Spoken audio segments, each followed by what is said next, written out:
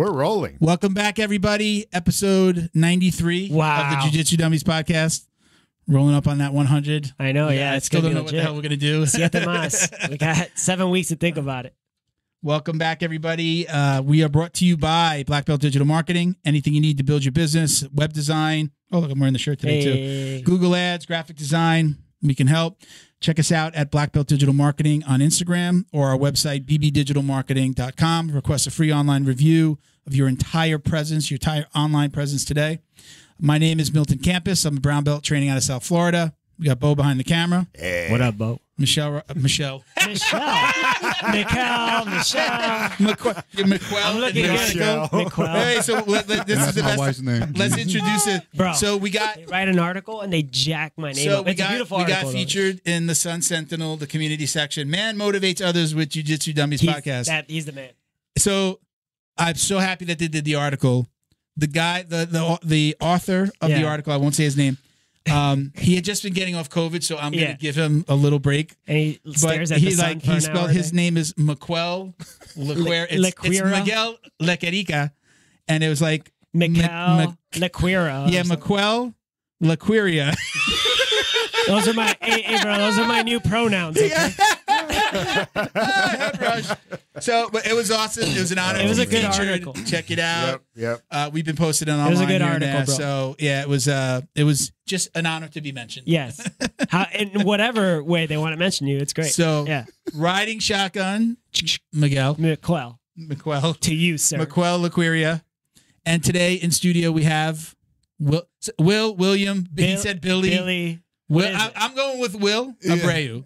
Okay, is that good? Let's go with that. What do people call it? What is Will? Just Will? Yeah. Okay, Yeah. Will. Okay, so good. I will so try to welcome, remember Will. Thank you for joining us. Yeah. I'm going to read some shout outs, so hang tight. Sure. All right. Don't forget to like, comment, share, click that subscribe button, click the little bell on YouTube to get reminders. We'd really appreciate it. I wanted to mention also, right, we had Kurt Osiander on last week. Yep. We put the GoFundMe. He flicked us off. When we took the picture. It was an honor to get flicked off It was at the end of the picture, right? Yeah. We put his GoFundMe in the link tree. So if you go to any of our social media, you click on our link tree, it'll open up, and we put his medical recovery fund. It says Kurt Osiander Medical Recovery Fund. We put it right there at the top. Please donate. He just got a hip replacement. He has another hip that has to be replaced. So let's support him. All his swords stolen. He got robbed. He got health issues, robbed, liver. While he was in the hospital, somebody broke into his house and stole, like, not even like money or like stuff that's like his jiu-jitsu stuff. Not stuff that's tangible to everybody, just to him, like personal shit. But that sucks. That's an evil human. That really is. Evil human being. We're gonna keep it up there for a while. Let's help him out. It was a great interview. So we wanted him to do it for so long. We didn't realize that he was out of commission. I think he was in the hospital, and we were trying to get him on. He wasn't. We're like, he's not answering any messages. He was in the garage, bro. Like that.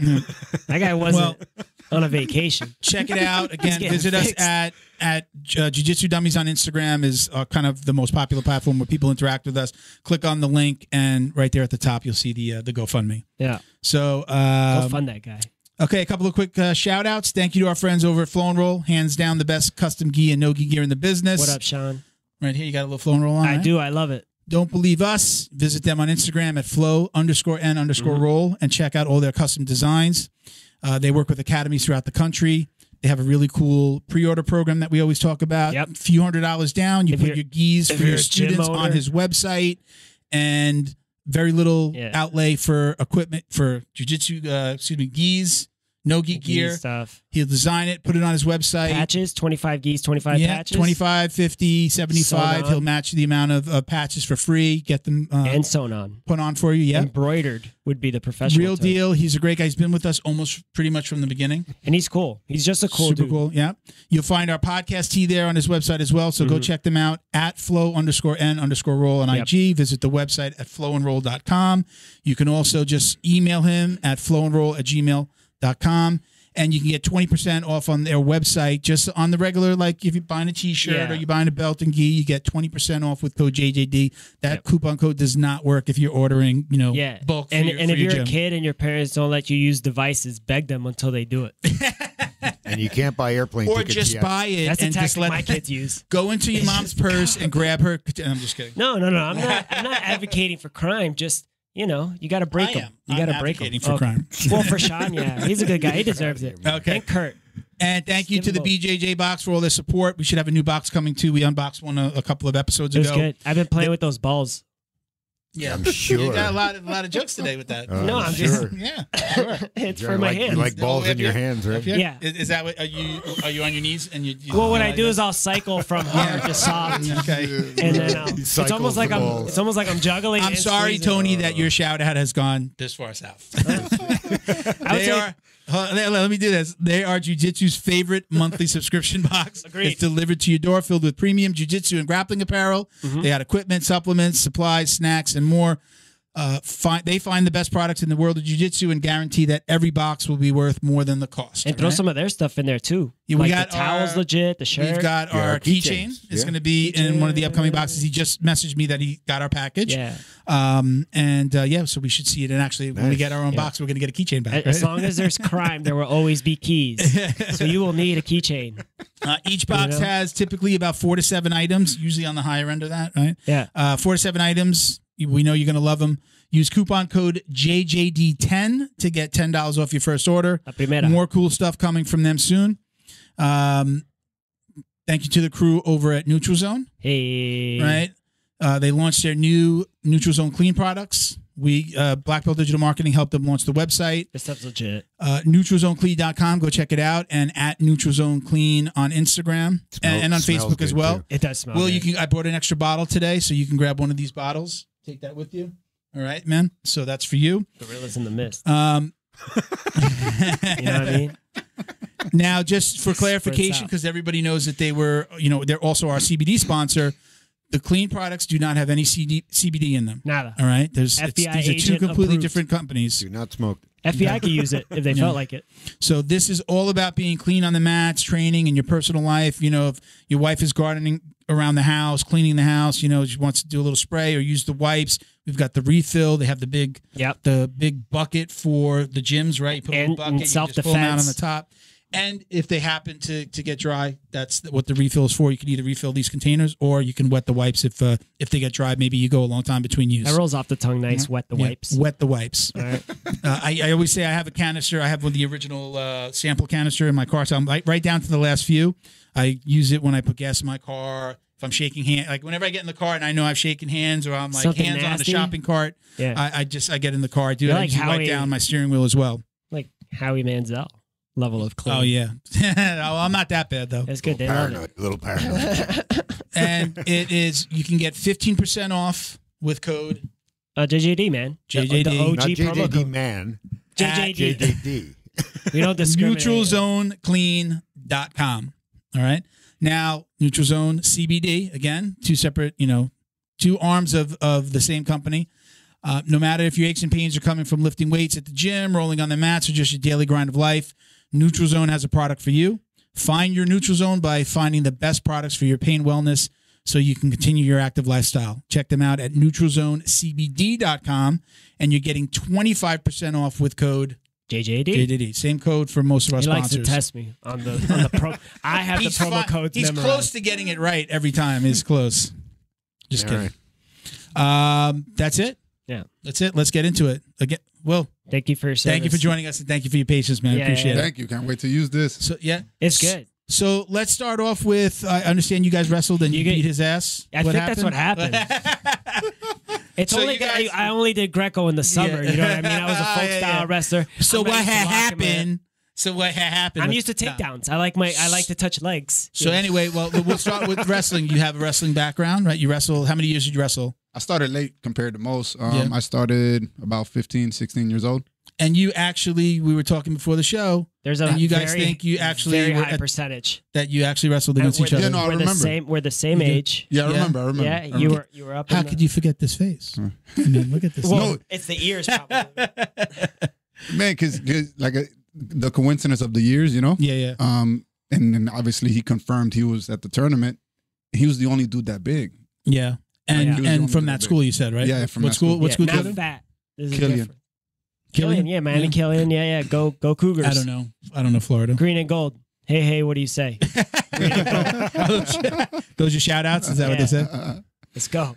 So who won the match? I did. Yeah, you did. Duh. Yeah. You see your son? But I look good. I look good. I look good. I was intimidating until he touched me. And then he was like, "Oh, this dude doesn't know shit." So you wrestled from what age? Oh, you said you got started late. Yeah, I started like at 15, 16. Yeah. Okay. I was always heavy into fitness. Lifting weights was just kind of a thing. You know, that's the era of like watching what Pumping Iron just came out or something. You know, it was big. You know, Arnold and Sylvester were still on the screen. Yeah, Woolworth was around, so I'd steal the magazine. What's that? Woolworth was around. Oh, the store? Yeah. Oh, yeah. And I steal the magazines out of there to follow the workout plans. Oh, wow. Oh, shit. Oh. I used to How old are you read. now? We got him. Bay magazine. Officer, we got him. He's right here. 39. 39. Yeah. So you're the same age with him? Yeah, I'm 38, but I'm coming up. Yeah. So is that your first? Wrestling officially, if you Google it, falls under martial arts. Is that your first martial art? Yes. Yeah. Definitely. Yes. At the time, my mother could never afford Bro, that's the same reason why I did it. Taekwondo or anything like that. You know, and I really got into it because we thought it was like WWF wrestling. Yeah. Like I walked, another one. Yeah, they got another one. I was in WO. You know, we just coming out of it. So, with the Hulk Hogan with the black beard. Yeah, and then I walked in and I did well with people having doubted me. Like I walked in, the coach is like, "Who the hell is this scrawny little kid?" And I was like, "Oh, I'm gonna prove you wrong." And then that's it. Like it just kind of happened. I wrestled in junior high. This is how unmotivated I was. I loved wrestling actually.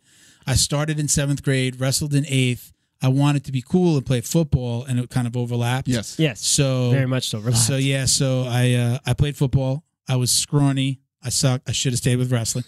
Soccer and wrestling were my sports, but I wrestled for a couple of years, and I still say, even though I sucked, I was bad. I use a lot of those. I remember stuff that I used then. Like I love doing cradles. Like there aren't a lot of people that do cradles. You're not taught cradles in jiu-jitsu. Like I love cradles. I can cradle somebody, roll over, and people are like, where am I going? You know. I think differently. I use a lot of that wrestling still, so it comes in incredibly handy still. But I mean, how many years did you wrestle? I wrestled all 4 years of high school, which is kind of weird though. I mean, I try to make it brief for you. Me and the coach never got along. He never wrestled a day in his life. What? And yeah, it was weird. And they pay extra teacher volunteer. Anybody want to volunteer to practically? And he did it for 25 years though. He was one of the oldest coaches around. So it's not like he never built champions. He did, but he was real. He was just. We bumped heads all the time, and turn right. Turn right. You got to turn right. He's coming for you. I think so. My phone doesn't do that. Are you here? Yeah, you're not here. Wait, Will's not here yet. This is a hologram. Thanks for liking and subscribing. Because I'm here on Zoom. That's hilarious. I'm sorry. Nah, don't worry about it. Yeah, and then I did mostly freestyle and Greco because I didn't have to be on a high school team to do so. Yeah, you're right. That's summer league stuff. Yeah. Me and him just didn't get along. So I spent my years skipping school around 1 o'clock. Yeah, to catch bus to other schools to wrestle, practice, and then that's it. Like skip school to go wrestle. Yeah, that's awesome. I knew my grades weren't great, so I was like, I got to bump up my skills and try to get out of here somehow. My mom used school as daycare growing up. Yeah, same. My mom made me go to summer school every summer too. Because that's extra time that I'm being watched. Yes. And so the wrestling was perfect because it was even longer. So my mom loved it, and she didn't have to do anything. Yes. I think my parents definitely loved that after school. Like we were. I don't want to say required. We were probably required. We had to do a sport. Yeah, but that's we were doing a sport for every season. You guys coach or anything? No. It's crazy. Like as a coach, that's the main complaint I get from parents. It's like they do too much and need the rest, and they want them to only do 2 days a week of extra activity. I'm like, they're kids. They got energy. Yeah. They'll figure it out. For me, it's like a driving. No, thing. man. I grew up in the time where it was get out of the house, go outside and go play, find something to do. I don't care what you do, go find something to do. Now it's stay in the house. You don't want to get kidnapped. Where are you? Go watch TV. Right? I mean, isn't that for real? It's more stay close to the house. Me, it was just listen. When the lights come on, when the street lights came on, it was be home. Yes. And then my dad had that on the weekends when he had that whistle. Well, I think a lot of people are like that loud fucking whistle, and that's that's my dad. I gotta go home. Yeah. Yeah, my dad did the same thing with the loud whistle. Too. Yeah. That's so weird. I'm glad to have a dad growing We up. look alike a little bit. Yeah, it was a single mom. That's how we started with this. What's that? That's why school was watching me, because I didn't have the dad to do the, I just heard like a belt doing this, and then that was the sound. No, is that my dad? Is that my dad? No, that's definitely hide and seek champ, 1984. So how useful, right? I mean, obviously, this is it's an obvious question, but it leads us into the conversation of how important is wrestling in your jiu-jitsu now? How important, not just your jiu-jitsu, but in jiu-jitsu period? Listen, so okay, my bad. So if I lose anybody, please let me know. There is the technical aspect and there's the tactical aspect. Okay. Technically, jiu-jitsu's coming on par on getting the techniques done. But the tactical approach is like so off the wind, so like out the door. Like it's do you mean like how people are learning it, or just how? like that? So in the eyes of a lot of jiu-jitsu, majority they look at wrestling as being like not having as many moves, not being as tactical. But that's not the thing. We bundle up our moves into categories. So a double leg is going to be anything where we're grabbing both legs. Where in jiu-jitsu, the aspect is like how many different arm bars are there. You know, so we learn the mechanics to the point where like now it kind of minimizes the names, so it doesn't seem like it's as much. So, due to that, like there's so many arm bars. The tactical part about it is much bigger in wrestling, and that's just an aspect that's not carried over into the technique you're learning in jiu-jitsu. I got you. Okay. Do you get what I mean? Yeah. There are moves that you'll do towards the out of bounds line. There are moves that you'll do on the last minute. There are moves that you do in the beginning, and then also opponent like structure. Yes. Like if you're like because you could get a 170 pounder that's 6'3" and a string beam. Yes. And you don't really. My coach would yell, shoot on those legs, Mill. But look at those legs. Those big legs, those bigs. If they sprawl on you, you're getting pancaked just because of leverage. Yeah, exactly. So you do a lot of studying in that, and so you'll watch a gentleman, right? I'll look at him and I'll be like, all right, he's long and he's lanky, but then like you start watching his stance prior. Like if you're not going with him now, you watch prior.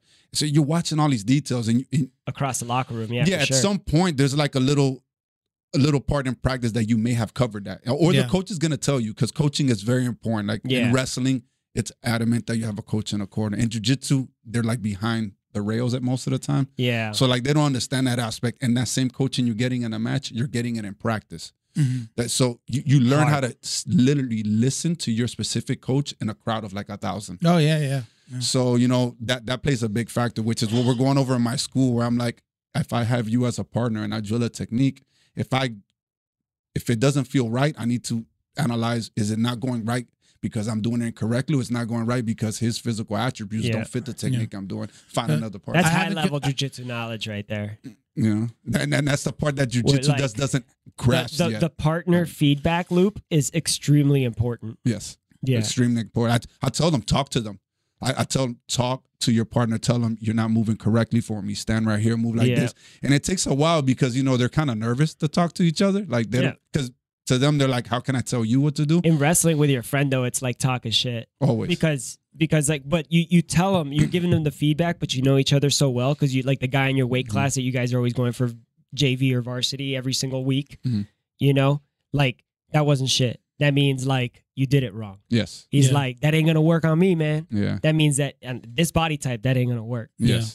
But it's like it's very detailed. I have a good question. I'm a brown belt. Sure. And I talk about this. I talk about these things all the time. So I kind of know the answer. I want to get your answer. So the other day, right, we got a lot of big boys at my gym, his old gym, my gym. We got a lot of big boys, white belts, and like tall dudes, big dudes. There's one guy that I rolled with the other day. He swears that he's like 225. He's my height. He's like twice as big as me, and he's trying to tell me 225. Delusional? I know he's not. I feel bad, but he was like he was over 300 pounds. He lost a lot of weight, but he's definitely lying about his weight. I mean, he's my height and wider. So we drill. He's sloppy. He's sloppy. He's still like real big in the middle. Sloppy. It just he doesn't have his bearings really, really good now. But I believe that he wrestled. We do our training. He's like out of breath. I like had to teach him like how to bring his breath down, because he was just in the drilling. And I'm like, dude, my coach had taught me some like Lamaze breathing, like just breathe like that. I haven't heard that term. It's slow. It helps me. I had a heart attack too, so I absolutely use it to bring my my breathing and my heart rate down really quick. And it's something that my coach told me before I had the heart attack. It's something that he did. He was a big guy. He was like 265. But anyway, so my question really is, then we start rolling, and this guy that was fucking dead tired attacks me like he's, like bat out of hell. Yeah, like it's ADCC finals, and he's like somebody's got a gun to his kid's head if he doesn't beat me. And I'm like kind of walked him through the drills, I'm teaching him about breathing. And I don't know him well enough yet. I don't roll with him enough to be like, to have that conversation. Hey, dude, look, you really got to slow it down. I'm not his coach. How do you talk to your students about something like that? Like, because I'm big, look, I didn't know where that was you're going. You're going to hurt me. I'm going to hurt you. I'm probably just going to submit you if you're going to do that, which I did. Yeah. But he went crazy, and then it's like trying to get this guy on his back was just like, he's just like all over the place. Trying to tell him, like, if you bring down your level, I'm going to bring down my level. I'm going to let you work. But again, I don't know him enough. What's your advice to somebody like me in that situation? How do I get my spazzy, very large white belt rolling partner to calm down without him feeling like, oh, what? Because I'm going to kick your ass. Like, he doesn't have that whole humility yet. So this is the problem. You because of that, you can actually be causing more danger than good by not saying something. Yeah. Because if he knows nothing now, he can pick up something tomorrow. We're not talking about years from now. He can do something very like ego boosting tomorrow, and hurt somebody. Now you're screwed next time you guys are roll. There shouldn't be. I think to me, partners should have no issue with like, yo, my dude, like, you need to stop that stupid shit. You know, go on my but this comes from the coach's standpoint of kind of introducing that world. So what I do, hey, calm down, relax. And if I see it's an issue, he doesn't go with that. He doesn't go with the person no more. I'll literally put him with now a higher belt, or I put him in a 3-person group, and then I give him a handicap. Like, we're not working this move. Like, I'll give you an example. I like that. I have one gentleman that enjoys leg locks, and every time he gets tired, he doesn't follow the rules that I gave him. Yeah, because that's a panic. That lets me know. He's defaulting to the leg lock because that's his panic zone. He's tired. He's panicked. He's a big dude, And I get on him and I let him know, hey, what the F are you doing? Like, stop panicking, start relaxing. But it gives me more work to do. But that's my job as a coach. Yeah. I'm when I know he's rolling, my eyes on him. Yeah, and I'm making sure you'll develop a good habit. I'm usually not shy about telling some, but I have to know them a little bit. Like, I don't know. So he goes crazy. I submit him the first time. Little north-south choke, one of my favorites. Figure he'll calm down.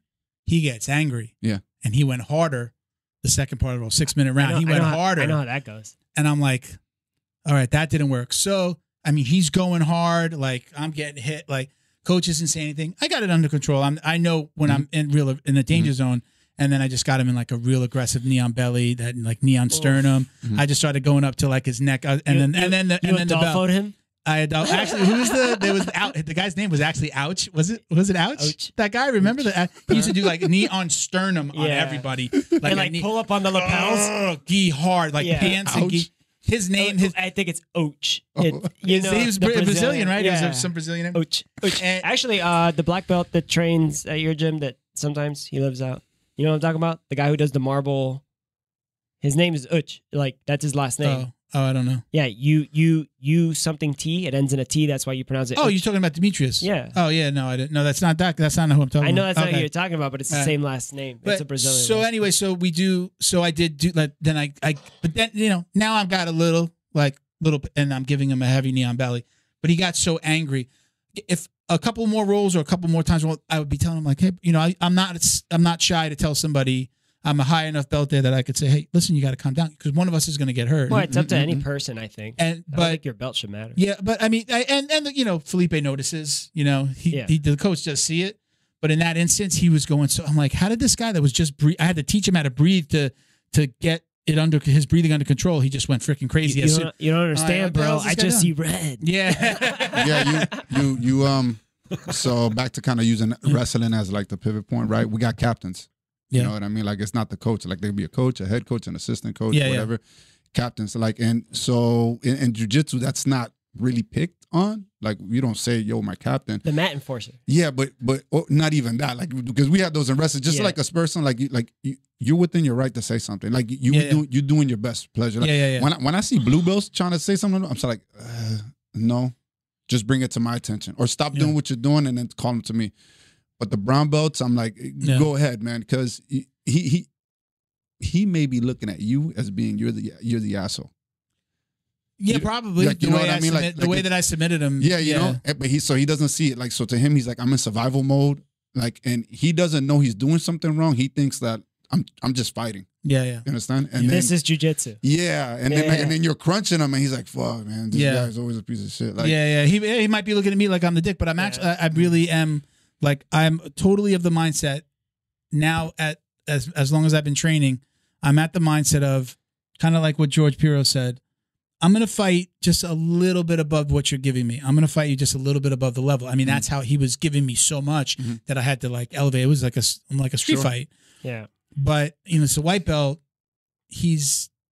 I know, again, if I rolled with him again next time, then I'd be like, hey, bro, let's take it a little easy. Last time, you're trying to take my head off. You're right, though. I kind of don't always look at it from the other side. He may be looking at me going, I got to go hard because this guy's fucking being an asshole. Jamming me up. He's going to give me that knee on belly if I don't get on top. That's the false sense jiu-jitsu gives you. You know, like everybody loves it. Like, I can be in a room with a legend and just be a regular white belt. But then it's kind of, you run that risk where like, then when they look at it, like you're a brown belt, you're a tough guy. He's like, he wants to give you a fight. Yeah. Like, see, like, you know, you're a hurdle. When I roll, especially when I roll with something like, I try to keep back. I remember I rolled with Jim Ehlers, right? You know him from down here. I've done that. That's a mistake. You know, UFC vet. And I've done it. Bare knuckle fighter, right? So he's in the gym. His wife came to train with the girls.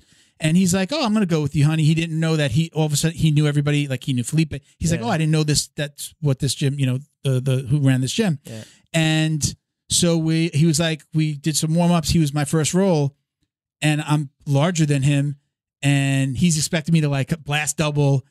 And I just pull guard. And at the end of the roll, he's like, I did not expect you to pull guard. And I'm like, wait, I don't know you. I go, you got black. He had black eyes from his last bare knuckle fight. I'm like, I know who you are. I wasn't about to start getting into a takedown battle with you. Let's just get this to the ground. And I probably rolled a lot lighter than he expected. Again, people see my size and then they think, no, I really do. I'm there to learn, but I'm there to help. You know, so many lower belts. He's also nice too. I'm there to like help the guys that I'm rolling with a little bit. I don't coach them through the roll, but I'll tell them at the end, hey, you know that move I got you, and like this is what you do to get out of it. Like I don't want to get that same move on them all the time. I want to tell them, right? So I'm usually good at that. But in this one instance the other day, I don't really know him that well, and he was just like, you could see that he was angry, and I was like, probably not the right time for me to now start coaching him and tell him, hey, you got to bring it down a level, and then it gets into like, well, get that fucking knee off my belly, you know, like you're trying to kill me. I don't know if he might have given me that energy back. It felt like I was going to get that back, so I was like, let me not say anything. No, you did the right thing. Yeah. A lot of the times, just like we said, technique is dependent on the physical. Like you can usually kind of guess people's attitude or approach. Yeah. Not saying not everybody you can judge a book by its cover, but it's pretty spot on. So if you see a bigger dude, you know, and you can kind of look at him through the warm up and see, man, he's moving kind of funny and weird. What I do is like if he's new, I'll make sure he goes through all the practice. So when he gets to the end of the practice, he's so worn and tired that like, you know, then I can like, then I'll be like, yo, you're real tired. You know, let's just do these drills, right? Like, and then I'll just put him through drills, and then I kind of like work them in like that. Cause like a small guy is easy, but yeah, like when you get big guys, it's concerning because it can they turn fall into the wrong way, and it's like, you know, a finger, an arm, an ankle, and it's like nothing. And nobody, he might not really mean anything. I honestly he may not be like trying to harm me, but you can. Yeah, I'm 3 years in, right? And I think October will be 3 years. And I feel like now I'm at a point where you could give me a heavy guy that doesn't know anything, like a white belt, 3rd day, 4th day. And if he goes ham like that, I feel like now at this stage of my jiu-jitsu, I could handle somebody like that. Yeah. But I've had it where it's, but you know who's it really dangerous for is, man, like I'm a big believer in like size does matter. Size does matter. Yeah. Well, the thing is when you have the same knowledge, of course, size and strength matter, right? These I used to get annoyed when people like they would tell me, don't use your strength, don't use your weight. I'm like, but those are my attributes. That's what helps me. For that guy that's maybe a little bit higher than me, that's what's going to even us out. You know. So, but go ahead. Yes, correct. And but with the small guys who tell themselves, you know, like you know, they believe like size doesn't matter, which like you said, there's degrees of this. Yeah. And absolutely. Then like I watch out and I'm like, yo, no, you're not rolling with that guy. Yeah, And they're like, sure. no, man, I'm good. I'm like, no, you're not rolling with that guy, man. Yeah. Get out of here. Like, get out of here. Thank you to Feito IT and AV, specializing in commercial and residential automation, security cameras, CCTV, POS, and more. Check them out at feitoitav.com or call 305-428-2515 and let them know the dummy sent you. Thank you to Neutral Zone CBD, a combat family-owned company that supports athletes and the people who love them. Neutral Zone strives to deliver clean CBD products for sports recovery in gummies, lotions, balms, roll-ons, and more. After a competition, a hard rolling session, or a tough day on the job, Neutral Zone has a product designed to help you reduce inflammation, increase cell rejuvenation, and may even help with aging joints. Visit NeutralZoneCBD.com and get 25% off your order with code JJD. And follow them on Instagram too, at MyNeutralZone. Jiu-Jitsu's favorite monthly subscription box has now joined the Jiu-Jitsu Dummies podcast. The BJJ box is delivered to your door filled with premium jiu-jitsu and grappling apparel, equipment, supplements, supplies, snacks, and more. The crew at the BJJ box find the best in the world of jiu-jitsu and guarantee every box to be worth more than the cost. Each box includes 4 to 7 items you're going to love. Visit thebjjbox.com and use code JJD10 to get $10 off your very first box. And give them a follow on Instagram at TheBJJBox. Neutral Zone is combat family owned, so they know you need to keep yourself and your equipment clean. They created Neutral Zone Clean wipes and sprays for just that purpose. Neutral Zone products are formulated to reduce the risk of bacterial and fungal infections. Whatever's making you sweat, weight training, rolling on the mats, yard work, or just working around the house, Neutral Zone Clean wipes and sprays can make you feel and smell refreshed. Use code JJD to get 15% off your online order at NeutralZoneClean.com. While you're there, sign up for their newsletter to receive the latest info and updates on product launches like their new shower gel and soap bar coming soon. Are you Neutral Zone Clean? Special thank you to the crew over at Flow and Roll for all their support. Flow and Roll is renowned for their incredible no-gi rash guards, shorts, and leggings. Flow and Roll has quickly become the premier custom apparel provider for academies big and small throughout the United States. Reach out today to discuss your custom order and ask about their incredible pre-order program. You can send an email to flowandroll@gmail.com or visit their Instagram at flow_n_roll and shoot them a direct message. And yes, they can create an awesome custom gi for your academy as well. Visit flowandroll.com to check out their awesome designs, and while you're there, pick up a Jiu-Jitsu Dummy signature tee exclusively at flowandroll.com. And remember, you'll get 20% off your purchase of t-shirts, rash guards, or gis with code JJD. I credit my coach Felipe for he actually is really good at that. Of course, you see how little his wife is. He always have to watch over her. Yeah, I've known her for years. Yeah, the girls, Felipe. So I know like the girls, like now the girls train in like another room. Like the facility is big enough. They're on like another side of the wall most of the time. They were training for Worlds. They did train with us because then he wanted to like help coach. Congratulations and, like, to all the ladies that medaled. We did a great job. Goals. We got Congratulations, a couple of goals, Sophia. Right? Yeah, yeah, Sophia included. That's right. That's right. Congrats. Yeah. So What, like so we were 8 times together, straight? but like the girls are like let me say something. She's creating some serious girls, man. They're these girls are, and even a girl that recently left the gym. Yeah, she get a gold or she got a silver. Bobby, she got a silver, but she rolls at Legacy. Yeah, that's one of the gyms. But I mean, but she was under that Sophia's tutelage. And she has not done so well in events before, and then she got a silver in Worlds. Yep. So we got a real strong girls. It's funny. Worlds Masters, I believe. Sometimes, some days, especially when they put us together, like some days most days there's more girls than guys that train. The adults jiu-jitsu class at 7:30. We're at that point. She earned it, man. It's been a while. Yeah. I knew them. Check this out. I knew them since I used to go to Regal Cinema when I was younger, before jiu-jitsu, and Felipe and her would be set up a booth there they were, I think, working in South Beach.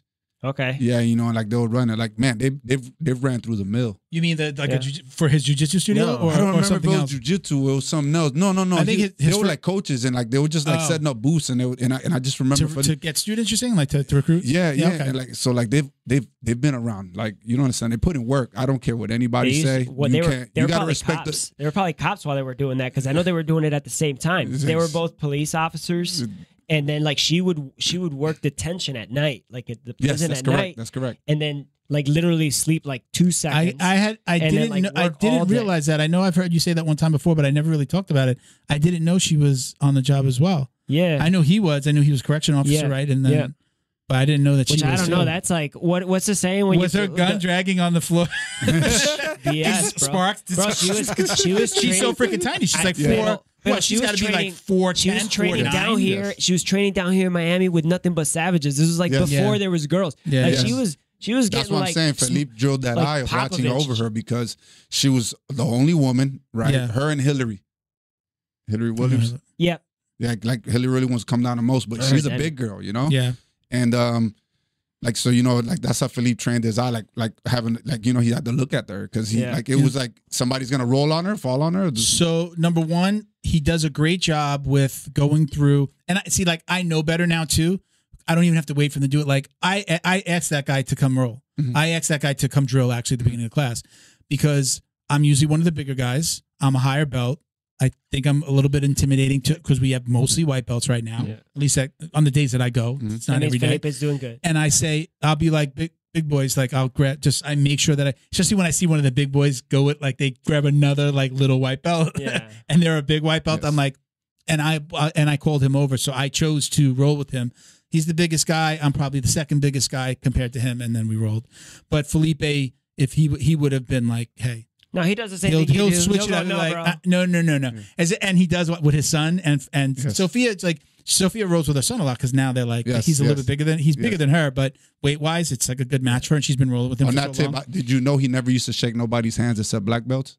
Who, Felipe? No, little son. Oh, really? God. Oh, probably because that's hilarious, bro. You don't understand. I remember like meeting this little thing, and he was little butterball, man. Walk around, you try to shake his hand, walk right past you. Yeah. You know what are you doing? Like, I only shake black belt hands. Oh shit! you get smacked in the face. Yeah. He doesn't remember, but he's turning into a killer too, man. Oh, Kai's there. Turning into? What are you talking about? Yeah. You know what? There. You know, I don't think I've ever rolled with him. It was always too big. I have, and he's put it on me even when he was some Skittles flavor belt. Yeah. He has his dad. He has his dad's body for sure. He got his dad's body, and he's got his mom's moves. Yeah. Like Felipe's got his dad's stuff. I would say his transitions are already his barambolos and like going in like Felipe doesn't really teach. We don't do a lot of inverted stuff with Felipe. But he's training at Deerfield. But he's training in Miami. He has lower back, I think. He got his lower back issues. His neck. Well, I think both. It's both. Okay. So he doesn't teach a lot, and he actually is like. He even tells guys like, watch the inversions. You're going to be like me. You know, you're going to have back issues. So just be careful. Yeah. But he gets it. He does get it from Sophia. But she's amazing. I mean, and we talk a lot about, and it's kind of a little bit of a side note from the subject, but we talk a lot about like working out with jiu-jitsu. We'll get your take on this. Those girls are killers because she started a program, an exercise program. Those girls on most nights, they're in the gym 2 hours a day. They do an hour of like I don't want to call it circuit training. It's like HIIT, like a high intensity workout. Yeah, it's like a HIIT workout training. And then they put on their gis and they train, and that's why they came home with so many athletes, bro, with so many gold medals. Because yes, they're athletes. Well, and even to her credit, I got to be honest. I'm a guy. These most of them are moms. You see them, you can see the change in their bodies. All of a sudden, these moms who were just 30, 40 something, moms. They're fit, bro. Kids in the class from like little to in their teens, they would just sit there and watch the class, and they slowly recruited them. Boom, boom, boom, boom, boom. I'm telling you, man, that's all Philippe right there. That dude's a mastermind, bro. Those women, mastermind, bro. Talk about talk about the fitness. You could, it's an intimate sport. I see them in their spats. I see them in the no-gi. You see them. Look. And they got into such great shape, and they still do it. And then they went into competition training. We did, our Sunday classes became 2 hours, so they would do fitness first, an hour of fitness. We do an hour of drilling, and then they did an hour of competition training. And I was going to the 2 hours. Yeah. But the fitness, they've only done the fitness for girls. Felipe doesn't do it for the guys. But my point is, we've talked a lot about like weightlifting and training outside of jiu-jitsu. Like some coaches are just like, just jiu-jitsu. You just need jiu-jitsu. You want to get good at jiu-jitsu? Do more jiu-jitsu.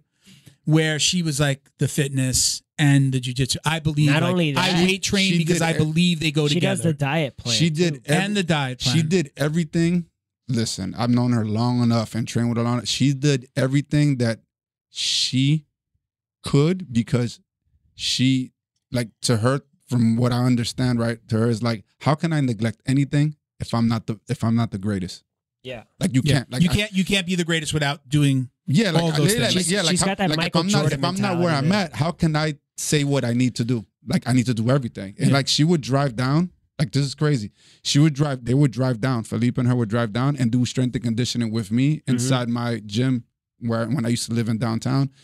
And that's a hell of a drive to just lift when there's gyms everywhere, you know?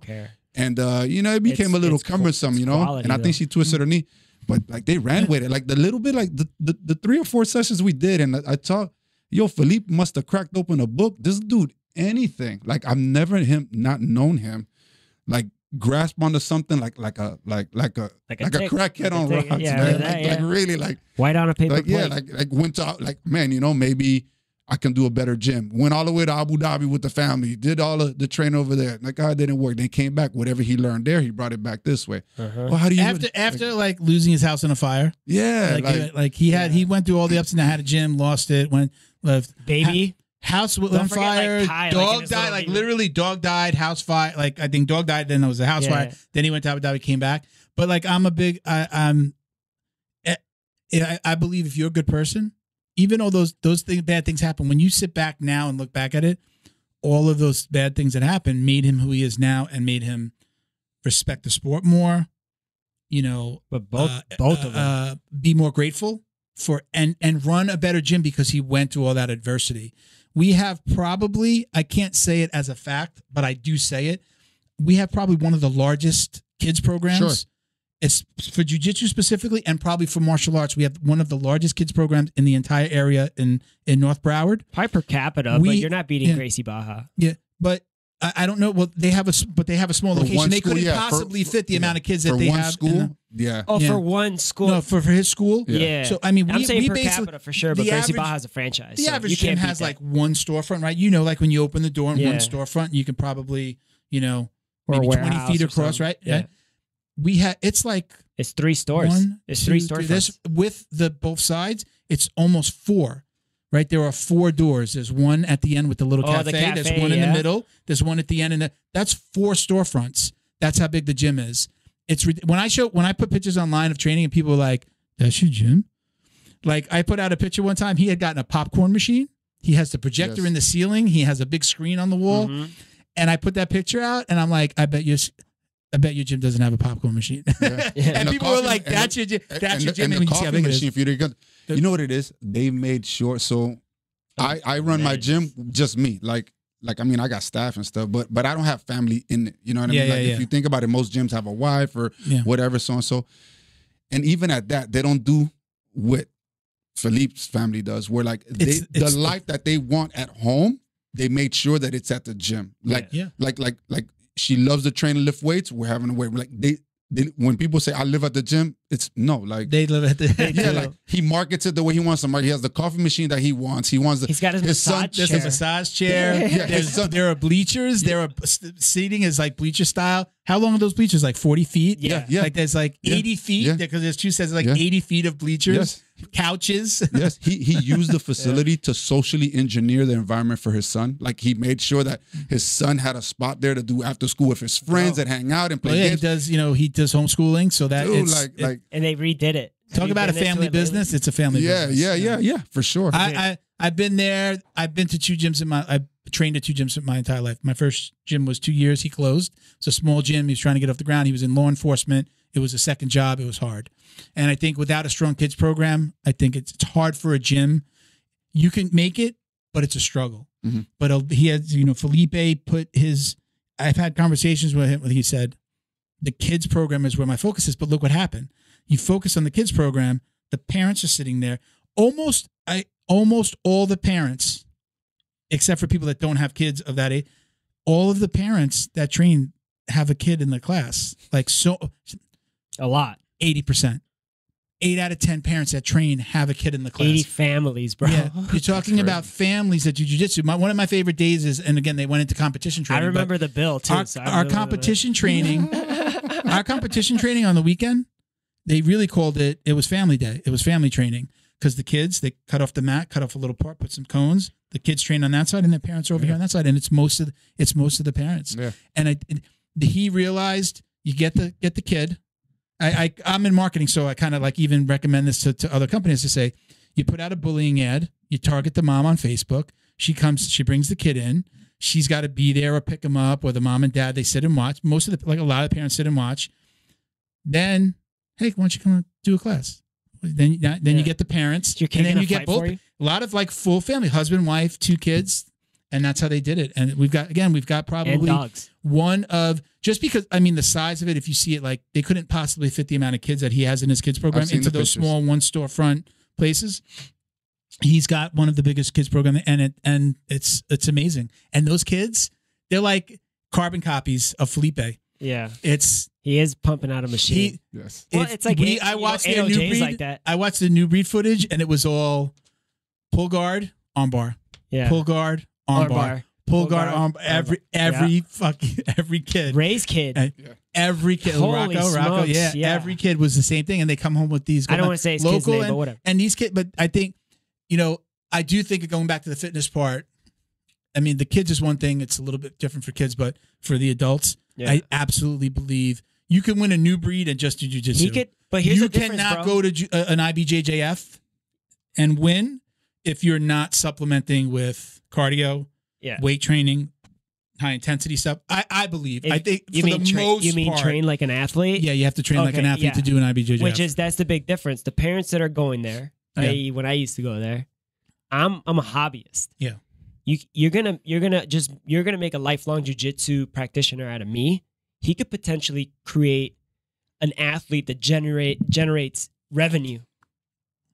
You know what I mean? Yeah. It brings a bigger gym, an affiliate gym. Yeah. Gives a life to that kid in a sport that's coming up, and you could actually make decent money if you're good enough. And the marketing is already there. Everything's already there. Yeah. There's a big difference with how he treats the kids versus how he treats the adults. You're doing some old man jiu-jitsu shit. He's building the next Marcelo Garcia. The next Leandro Lowe. I think there's a knowledge that, hey, at 30, 40, 50, you know that you're a hobbyist. Yeah.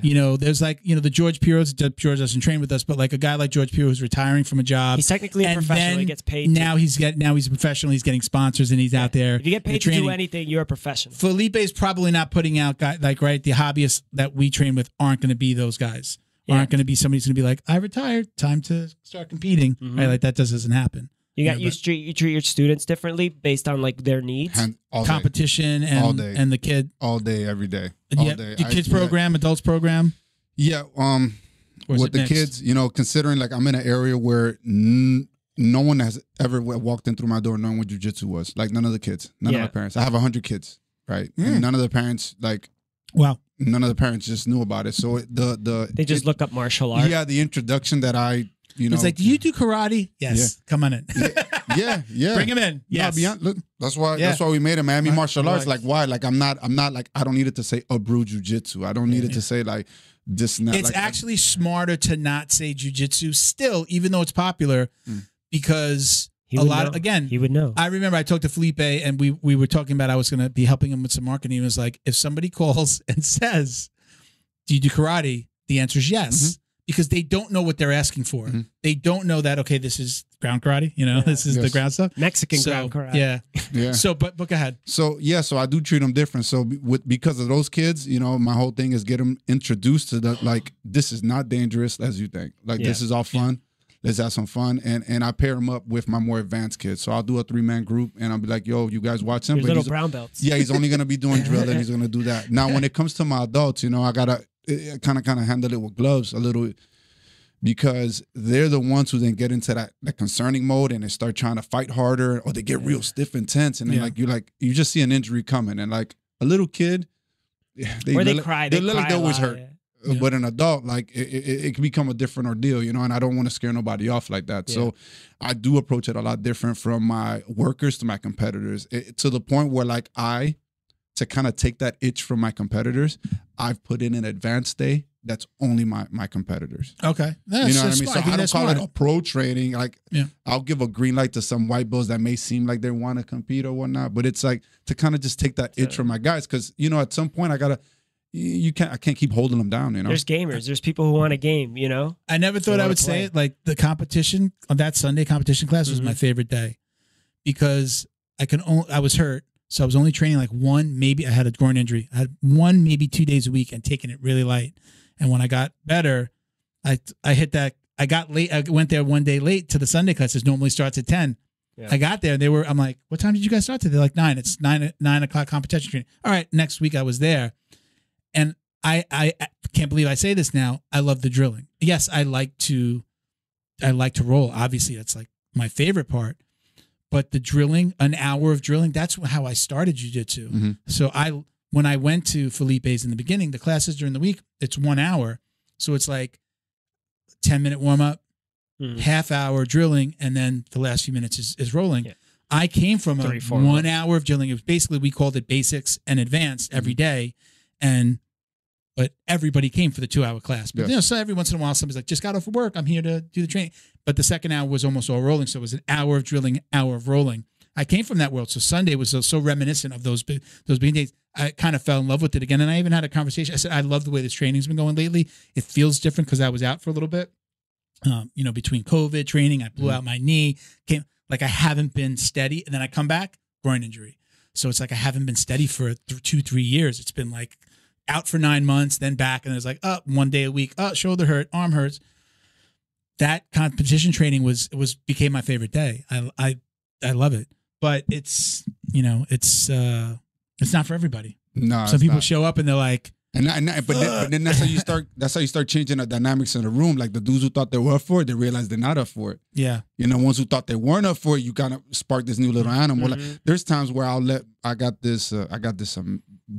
my 5 to 7 year olds are these little savages. There are times like I'll invite them, right? And I'm like, and they're like in the adult class, and like people are like, what the hell is this? Because I want them to see. Like, I gotta once again socially engineer their environment to the part where like they see this person, like, oh, that look cool, and everybody's rolling with them.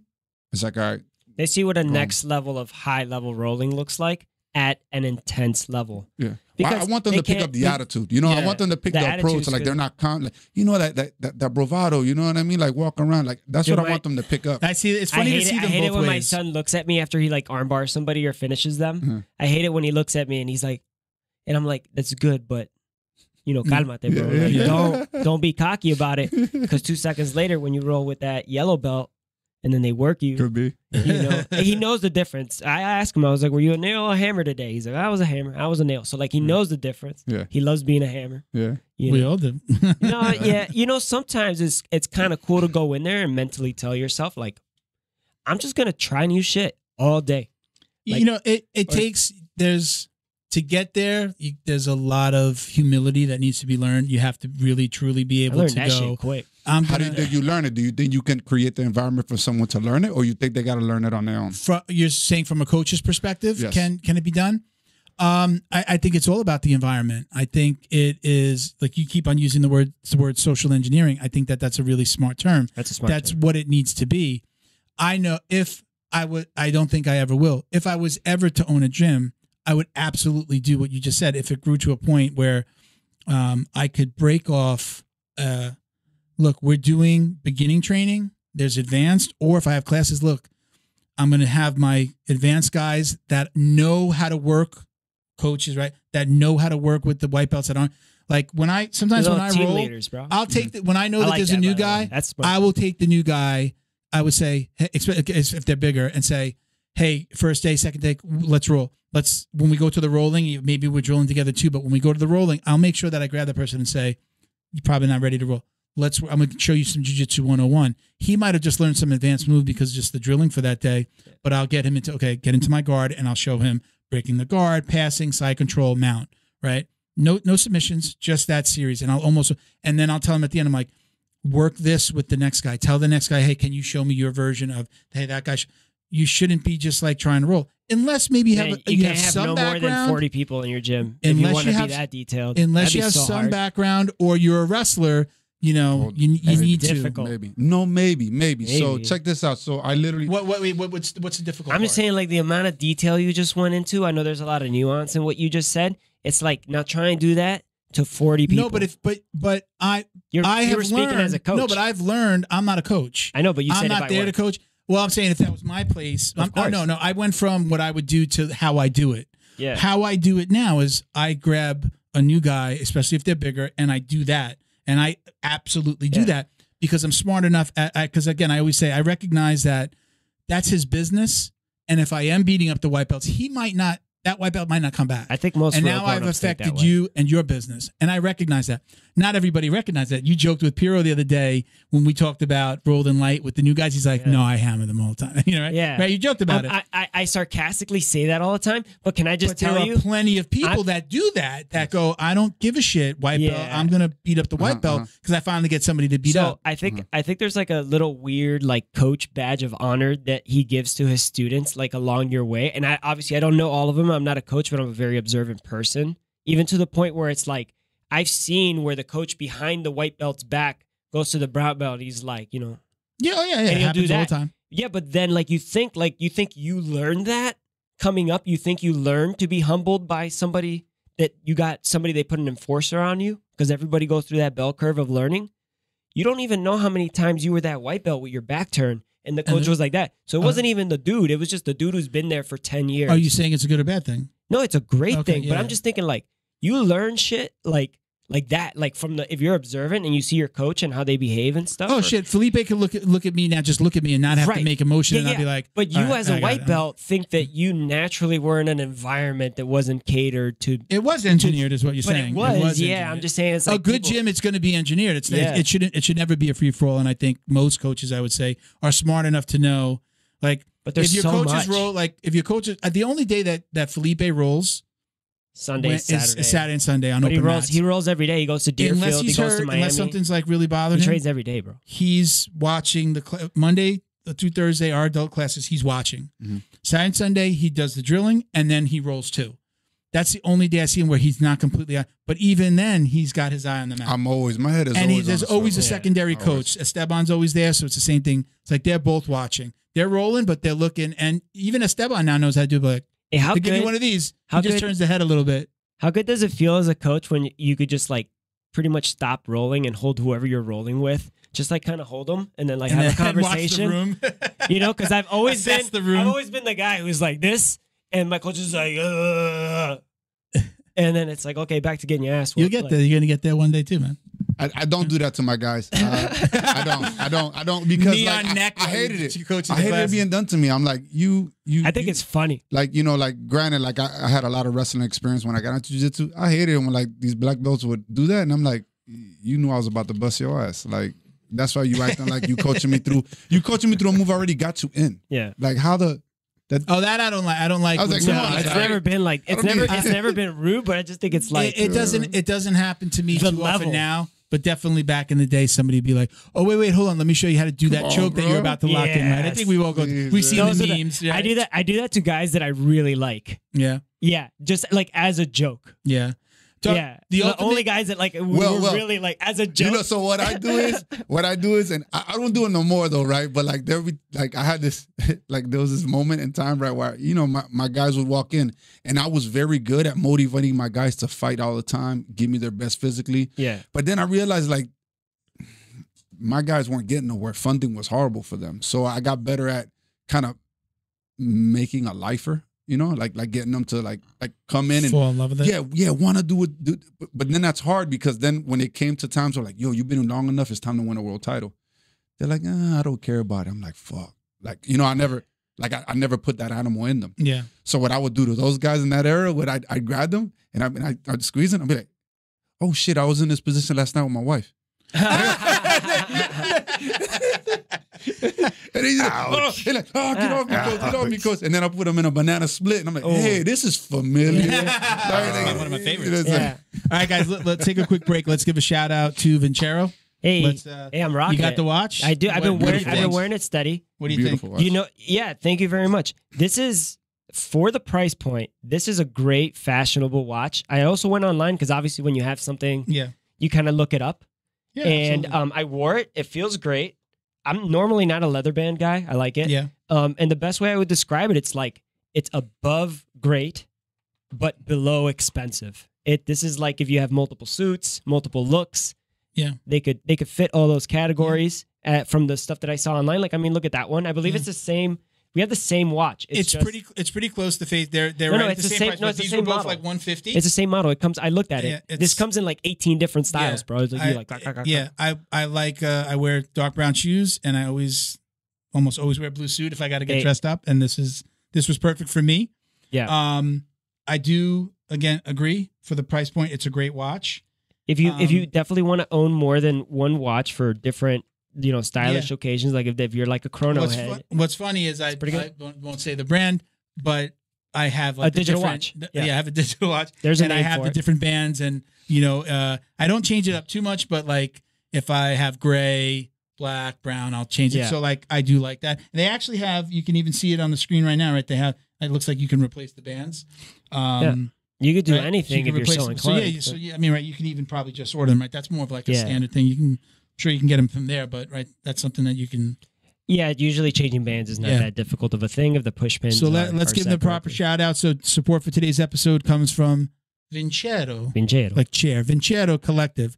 If you aren't familiar with Vincero yet, they make exceptionally crafted and stylish watches at affordable prices. Yep. Other premium handcrafted watches have insane markups. You can finally own a high quality and lasting timepiece without going broke. Right. And the best part is listeners of the podcast are getting hooked up, and they can save even more with the biggest discount that Vincero offers. So you'll be looking for the perfect accessory to help elevate your style. For a limited time only, you get 20% off plus free shipping site-wide, any of their stuff on their website. Yep. Right? With code JJD. Can I just add one more thing? VinceroCollective.com. Go ahead. The one thing I'm going to add. Sure. Even if the watch breaks, they guarantee that it will work at least twice a day. You're an idiot. Not their digital watches. Yeah. You have me listening real good. Yeah, I'm like, what? Really? What? You read the terms and conditions?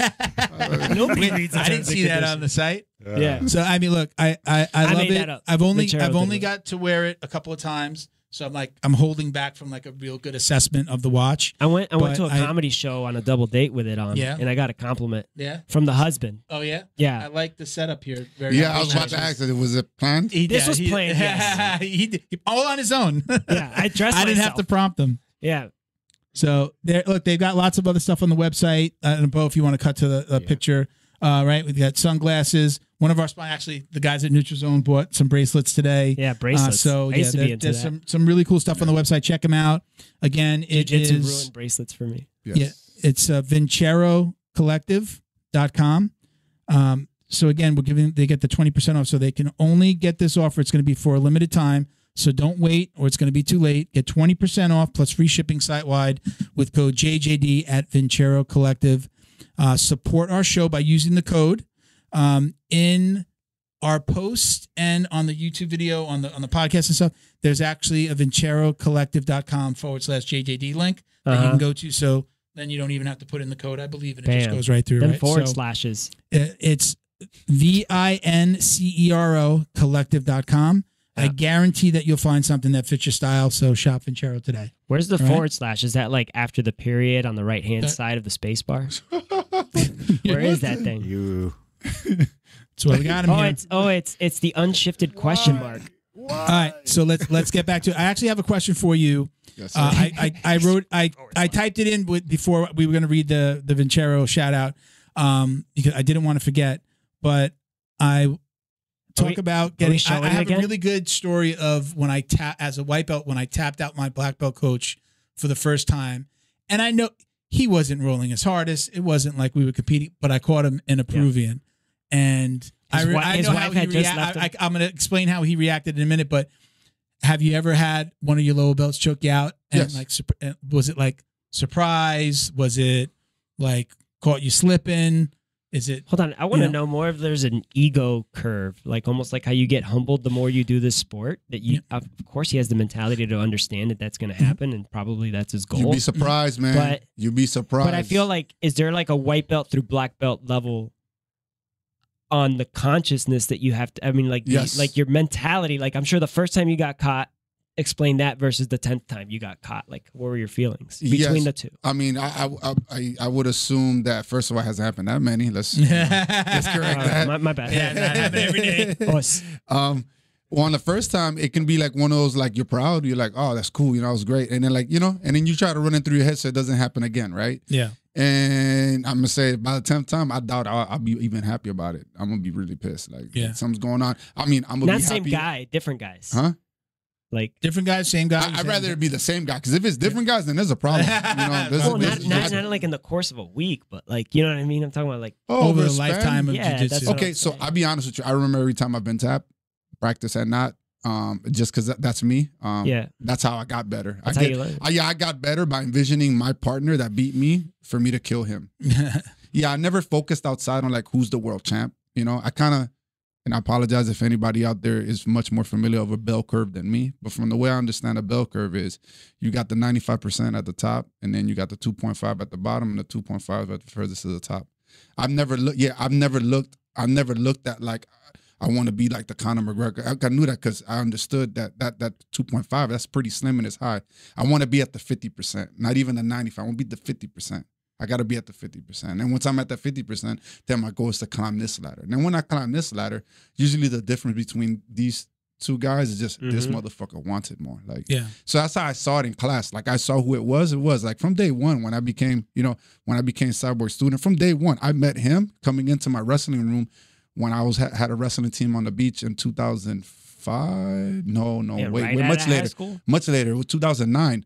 And, he came in there because of another student of mine in wrestling was his student in jiu-jitsu. And then by coincidence, Abreu. But I'm not Brazilian. My family's Cuban. So it was weird, you know? And he walked in. He's like, oh, man, I enjoy wrestling. And shit the breeze. And we went at it. And before you know it, like, I'm taking him down. He got me down. And I was shocked. I was like, who is this guy? And then... And you're doing jiu-jitsu at this time? Never. As well? Or you hadn't done jiu-jitsu? No, never. Like, I grappled with some friends in the past that like would show me an armbar, but like, nah, it was definitely at the time where like no-gi jiu-jitsu was not considered jiu-jitsu. It was grappling. Nobody wanted credit for it, you know. So, but then that was always my side. Like when I found out it was like, I want to beat him, and it's like, oh, but that's master. I'm like, I want to be him. Because remember, I come from wrestling. Like you guys know, like there's 5 dudes on a squad in the weight division. I want to be good. And if I lose to you, you better be the world champ. Yep. If I'm sitting the bench, there better be a reason I'm sitting the bench behind this world champ. So when I came in, I was like, I'm coming there to break him. But if I'm coming there to break him, I'm coming there to make him better. Like, and then like, and I was just, so that was my notion. So like now as a coach, when my students do that to me, I get in that same mode and I'm like, you never sweep me again. And then my team, my students will be like, that's crazy. Like, coach, I was just trying to roll with you. I was like, I'm sorry to tell you, you think I don't see you as a threat? I do see you as a threat. And this is out of respect. It's not out of disrespect. It's not saying that you're less than me. It's like, yo, you sweat me. And but so like in one of those instances, and this is where I think about the instance that happened with my coach. You're rolling with the student. You're probably not rolling 100%. You're probably not giving him everything that you got. If it was, I think that's part of it. Like we have to realize, you tap out a higher belt.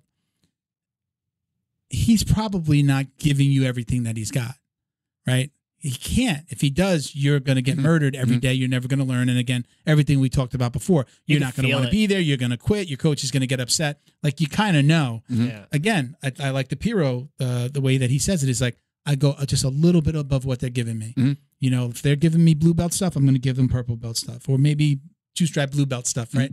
Just going to make sure I'm a little bit better than them, so they're not dominating me. They're having fun. They're learning to love jiu-jitsu. I'm not pushing anybody out the door by beating their ass, right? So that's how I roll. I believe in that. Like I'm not going to let you tap me, but I feel I'm like give you just enough to give you a hard time. And if you're getting better, I'm gonna give you a little bit more. When I rolled with my coach, he wasn't giving me everything he got. Yeah, I kind of had him in a front choke. I had the collar, and I'm like, we've done the Peruvian a million times here because he taught us a lot of advanced moves at white belt. And boom, I just threw my leg over and I got him, and he tapped.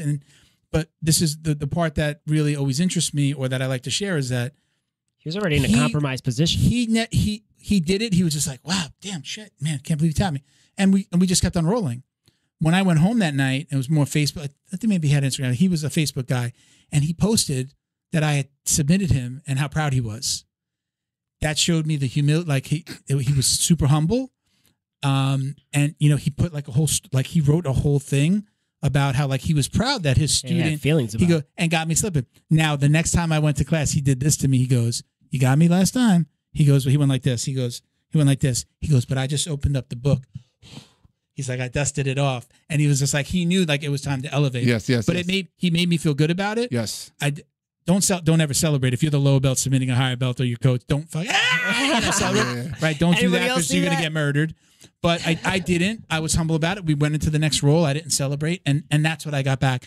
And that's why he was an awesome. I look back on those blessed, man. times as you got blessed because those are some of my funnest times in jiu-jitsu. That wasn't my process, man. Yeah. My process wasn't like that. Me not like let's be honest with it. You know what I mean? Like in the room when people realized like who I was and what my background was, because I was a wrestler, everybody wanted to try to break me more. That's one, you know, and because I wasn't, you're already tough, and because I wasn't I wasn't Brazilian. People wanted to put a little more work on me. You know what I mean? So like that's just the way it works. These were the early days. Huh? Still, yeah. Did people avoid you because they knew you were a wrestler? They avoided me until they saw that I got my extra rounds in. So then they felt brave enough to come in. You get what I mean? Like they would be like, "Oh, 10 rows of 10 rows." Yeah, tired now. But he was doing jiu-jitsu at a different time. Yeah. It was a different period of jiu-jitsu when you were doing jiu-jitsu. Yeah, listen, the first gentleman I ran into when it was for jiu-jitsu was Daniel Valverde, runs MMA Masters. Okay.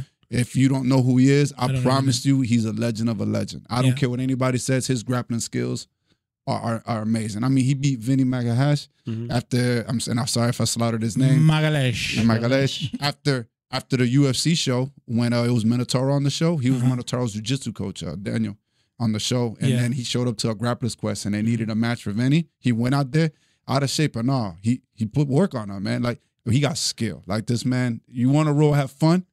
Yeah, go check him out. Black belt judo, black belt jiu-jitsu. Well, he was my first, and I was in 2005 when I came back to visit from college. That's early, bro. And my two friends that in high school that were teammates in wrestling, the Alfonso brothers, Pablo and Pedro Alfonso, which were MMA guys down here.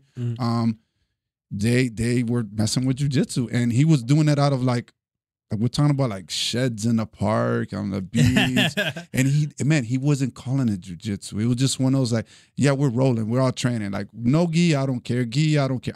We knew nothing. That's why at that era, it was almost catch wrestling. It was just like whatever, let's just roll. And because I wrestled, he was always like, game, let's do this. Like, and so he never really showed me nothing. It was more training for me. You went there to go spar? Yeah, like you know, and that era, like he never cared. He never stressed about like the jiu-jitsu philosophy. So I knew nothing.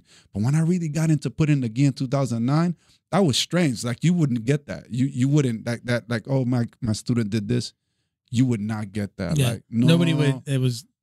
Wasn't going past the gym doors. No, bro, no. Man, you don't understand. Like I would almost get curb stomped if like I when I would tell people, yeah, I took my coach down. It's like, but I wrestled at college, my man. Yeah. Like, you know what I mean? Like that's supposed to happen. Like we can't. Is that when you first put the gi on? 2009? Was that your first jiu-jitsu? 2009, mid 2009. So besides that, how much has changed? You've seen the evolution of jiu-jitsu. And the I think the evolution of jiu-jitsu in South Florida. Period. I mean, forget about the entire country and jiu-jitsu itself. It's so different now than it is before. Look, when I was in jiu-jitsu here, when I got into it in 2009, right? There was a gentleman named Boca. They call him Boca. Okay. I don't know his full name or if that's even his whole name, but he's the one who he partnered up with. It was Pablo Popovich, and then it was Cyborg School, and it was Boca, like I said. And with those three schools, that's when they won the world championship in 2011. Was it Wagner? He wasn't. No, he was Popovich. Oh, he was Popovich. Yeah, I don't know if he was a black belt yet at the time either. I don't know, but he was talking about like why they would go around like that. They would just train. But they would go to all those paid competitions. Yes. And then they would just show up and then like just win every. They were just like, we're gonna go there and win $1,000. We're gonna go here and win $1,000. Man, think about it. The porn convention would come to Miami Beach and they hold a jiu-jitsu tournament during the same convention, and it was like 10 grand. It's pretty much the same thing. We'd go to all we go to all these events, you know. So that era was just like, all right, who your guys, who's our guys, let's get together. And you know, they made that the Avengers flag ordeal. And dude, like it was different in the sense where like we want to fuck shit up. We want it. But in that same era, it was like Vikings charging another town. Yeah, but in that same era, just look at the craziness that was in Florida. You had Marcelo Garcia down south, right? You had Alexander Saccone. Marcelo Garcia was teaching down here before New York? School, yeah, my man. Okay. Oh, wow. I didn't know I was about to ask him the same thing. Like, yeah, down south. here? Yeah, down south, southwest, South Miami. So, man. And you had Alexander Saccone, right? Which his son, like, I think just won the trials in Brazil as well in jiu-jitsu. I mean, phenomenal jiu-jitsu practitioner. So he'll be working this weekend. You had Cavaca. Cavaca was in Florida. You had Hubson Maru. Hubson Mora. Sorry if I slaughtered anybody. Yeah. He's in Florida. Dude, like, who else? Buchecha was just like a young lad, like in Florida. Like, well, yeah. Like, it is a Brazilian hub. This is one of them for sure. Yo, like Florida was California phenomenal. The Mecca. The business still is kind of the Mecca. You watch it become there, yeah. And then Popovich had Wagner, had AJ Sosa, had countless others. You know, they had that guy Boca. But what killed a lot of these dudes is Miami is so different financially when it comes to martial arts. Like, so that's why a lot of them had to like, and he went out to New York and kind of blew up from there. Yeah. But it was. Would you just kind of mean that wasn't money? People didn't want to pay for it. What do you mean? It's a hard market. It was different. Is that the atmosphere in Florida, Miami, makes you feel like you're working, and then you realize nobody's working.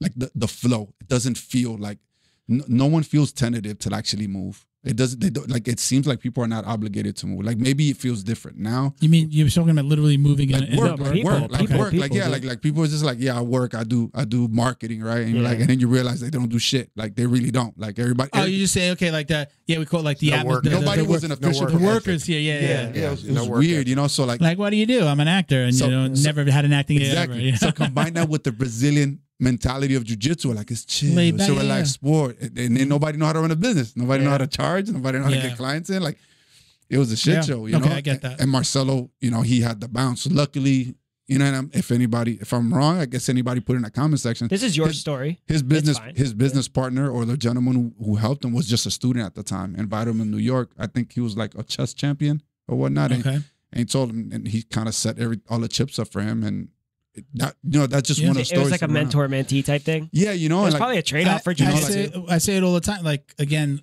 most of I believe that gyms that have failed, they fail because you're an athlete or you're somebody who came up in the game and doesn't necessarily understand or didn't understand how to market.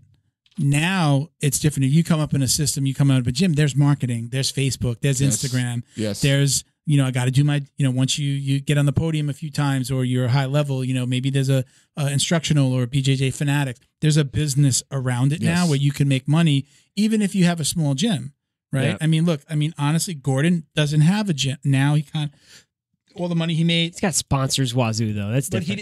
He's got BJJ Fanatics money. But he never, without owning a gym, you could make money. You could be a jiu-jitsu practitioner, very new. Be training at somebody else's gym or be a coach, never own a gym, and make money. I think ultimately, I've asked the question a lot. Can you make money without owning the gym? The answer is now yes, you can. Well, you know, yes. Again, but do you think it's a yes because like there's a formula out there, or because of yes because like if you can reach more people? I think okay, so you can make money, but it has a lifetime. It's finite. Mm-hmm. You're not going to be able to do it forever. I think the gym is where you build that next generation. You turn, you know, Gordon Ryan turning or creating 10 other Gordon Ryans that are at his gym, bringing in people, bringing in more, right? And then, you know, listen, if you're a coach, you maybe get. He said he might not even open a school. Pie, like, hey, does Danaher get a little right for coaching him? Right? I'm sure he's got to be paying his coach, right? It's like boxing, right? You have a corner 30%. Wow, he's also a coach too, so he gets compensated. 30%. Yeah, that's what I'm saying. There's 30% of in boxing. I think it's something around 30%, maybe even more. That goes to your coaches, your corner man, your cut man, right? Mm-hmm. So there's got to be money. Like, yeah, you're making that money, but in order for there to be longevity in jiu-jitsu, I do think that you should own a gym. Because now you have this home base. You're only one injury away from never being able to make money again, right? You can hurt yourself. Yes. Speaking of which, right, you said, we were talking earlier, you had an injury. Yes. Right? You had to, we talked about it off air. Yeah. Let's talk about it, right? That's one injury away from like, I can't teach jiu-jitsu again if this ends my career. I'm still very skeptical on teaching right now. Yeah. Like, I'm not gonna lie to you, like, as we was talking and I was rambling, I had to in my head, I'm talking to you guys, but I'm trying to recollect like where I was trying to go with it. Cause like, I still have like post-concussion. So so how long ago was this? You had an injury November 27th. This past year? Yep. So we're coming up on a year. Mm-hmm. So tell everybody what happened. I was just practicing with one of my kids, and we're working some technique, and I went to go take him down, and I saw he wasn't reacting accordingly to like fall safely. Mm-hmm. So I was like, all right, whatever, I'll bring him down slowly. But he kind of just collapsed. I don't know if, I can't recall like that. But if he just collapsed or being funny, and he pulled my weight with him. And before you know it, I hit the top left side of my head. And I went from rolling to like, I had no feel of nothing. I was full quadriplegic. I was full. It took a while for it to all come back. It came back that day. But that's still scary. The issue. Did you go to the hospital right after that? Yeah, I went to the ER, and I don't know if I can say the name of the hospital. It's the worst piece of shit place on the planet. It's the worst, man. It's the worst. You can. We don't. It's the worst, man. I got there maybe at 1 o'clock. Does it rhyme with Raxon? I'm trying to think of a good match, but I got there like at 1 p.m. My wife and my daughter finally met me there, and I got the neck brace on and off, and. Man, I never saw a doctor there, man. Like put like this, like when I rolled in there, the doctor was like, "Oh my God, let's put him in the CT machine, let's put him in the MR machine."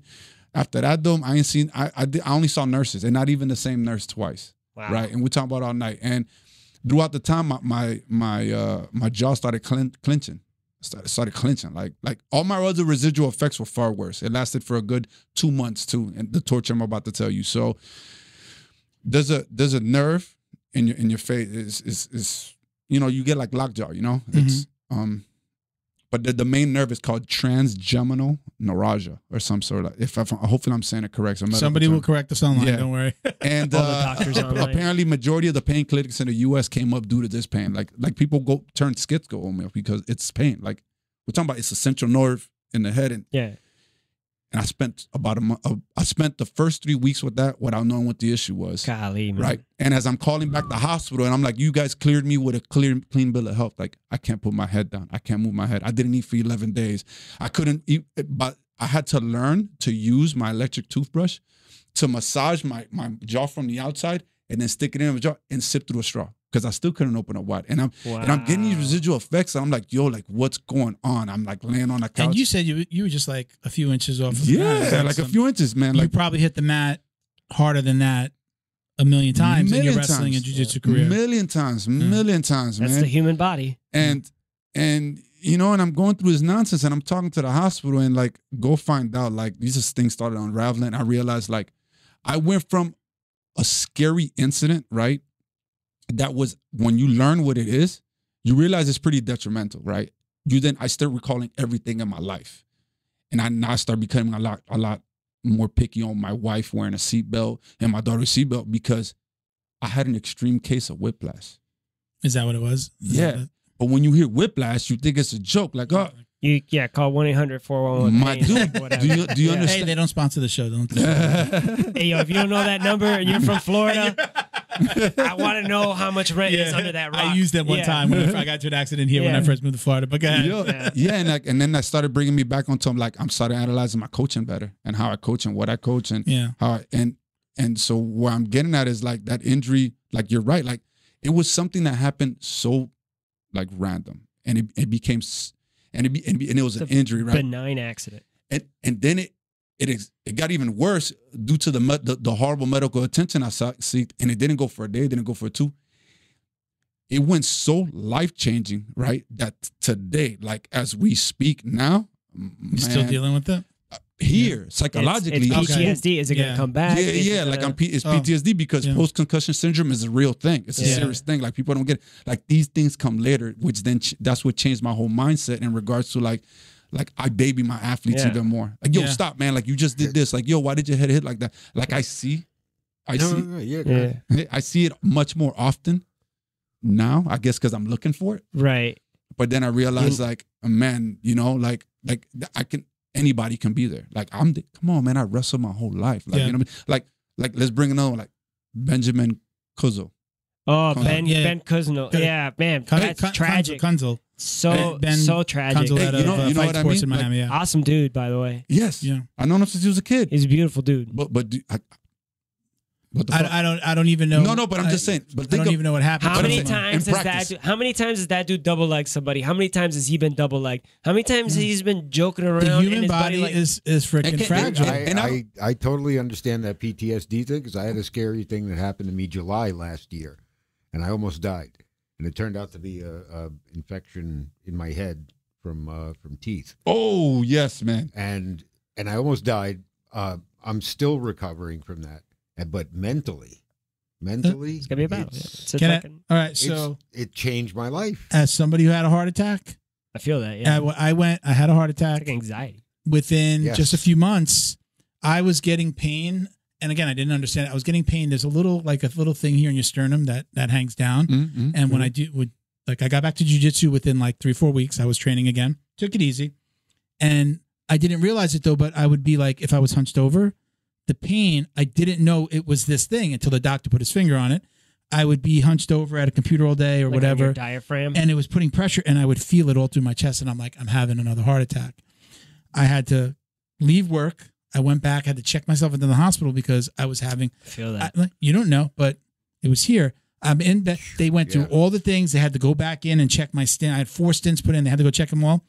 But again, I had that, like, everything was like, oh shit, is this another heart attack? Yeah. The doctor comes in, I'm laying in bed. I go, I got this pain. He goes, right here. I'm like, ow. He goes, yeah, that's physical pain. That's not your heart. Walked out. He's like, he's fine. Yeah. After I got of course, they did all of the tests again and went back in and got charged for all that shit. Yeah. You know the old saying? But I've gotten really good with it because now if I get a little pain, I'm like, stop, and I go, okay, that was because I moved like this. And you got an injury to tell you that, right? Like man, I'm a big proponent of this, right? Like obviously it ain't our story to tell, and let that person want to tell, but I like to know every single detail of how Ben got hurt, and not to point fingers or anything. Really know I think it's a research, like it's a research thing. Like you got to know what's going on. Like I said, who would have knew like what I had was a severe case of whiplash, right? Like man, they thought my head was floating on my neck. Like we're talking about fusing my neck. We're talking about fusing my C1 to C2, fusing my C1 to C2. Like I wouldn't have never been under this because they didn't know what was going on. They're like, yo, there's a problem. Crazy. So then go find out like what he said. Like he said he almost died from an infection right in his jaw. Like, and I started realizing like, yo, these are things that I've heard many times that people just brushed off. No, my man. Like the effects can come. Like there's residual. It's so fast. Like man, you really think that impact is what caused me the injury that I had. But it's so severe that there was something underlining there that I brushed off before. You know what I mean? Yeah. Like, okay. So you get what I mean? It's like, and in jiu-jitsu, everybody in jiu-jitsu was like, that aggravated something else that was already there. What you had something going on already. Same thing. So I had this infection going on, but what I didn't realize was that I had issues with liver that were going on that I didn't know, and I wasn't watching my pee. And that's what was the first sign. And no, it's just, I don't know. It's just discolored. Maybe, I don't know. I'm smoking too much weed. I think as men too, we like everything is just like, it's nothing. Dude. And now it's like, I'll feel, if I feel a little bit nauseous, if I feel a little bit dizzy, or if I, it's like, oh shit, it's back. Bro. Yeah. And I don't want nobody. Happens to this day. Yeah. And I don't want nobody out there to be panicking and me thinking I'm telling. No, listen, you got your risk of injury in anything you do, right? But what I'm coming at is like in the jiu-jitsu world. Every time I said I had an issue, they'd be like, "Oh, go to yoga class and go stretch." I'm like, "What the fuck? Like, go to yoga class. Like, what is that gonna do for me?"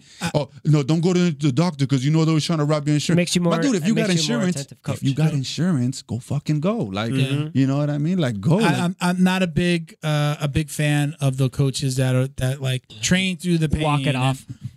Okay, if you got a competition coming up and that's how you make your money, okay, maybe that's a conversation you have. That's a paycheck. But if you're a hobbyist or somebody that's just doing jiu-jitsu for themselves, maybe you're going to compete, but you're not doing this for money it's not about the podium, it's about the exercise, the camaraderie, the brotherhood, the sisterhood, whatever it is.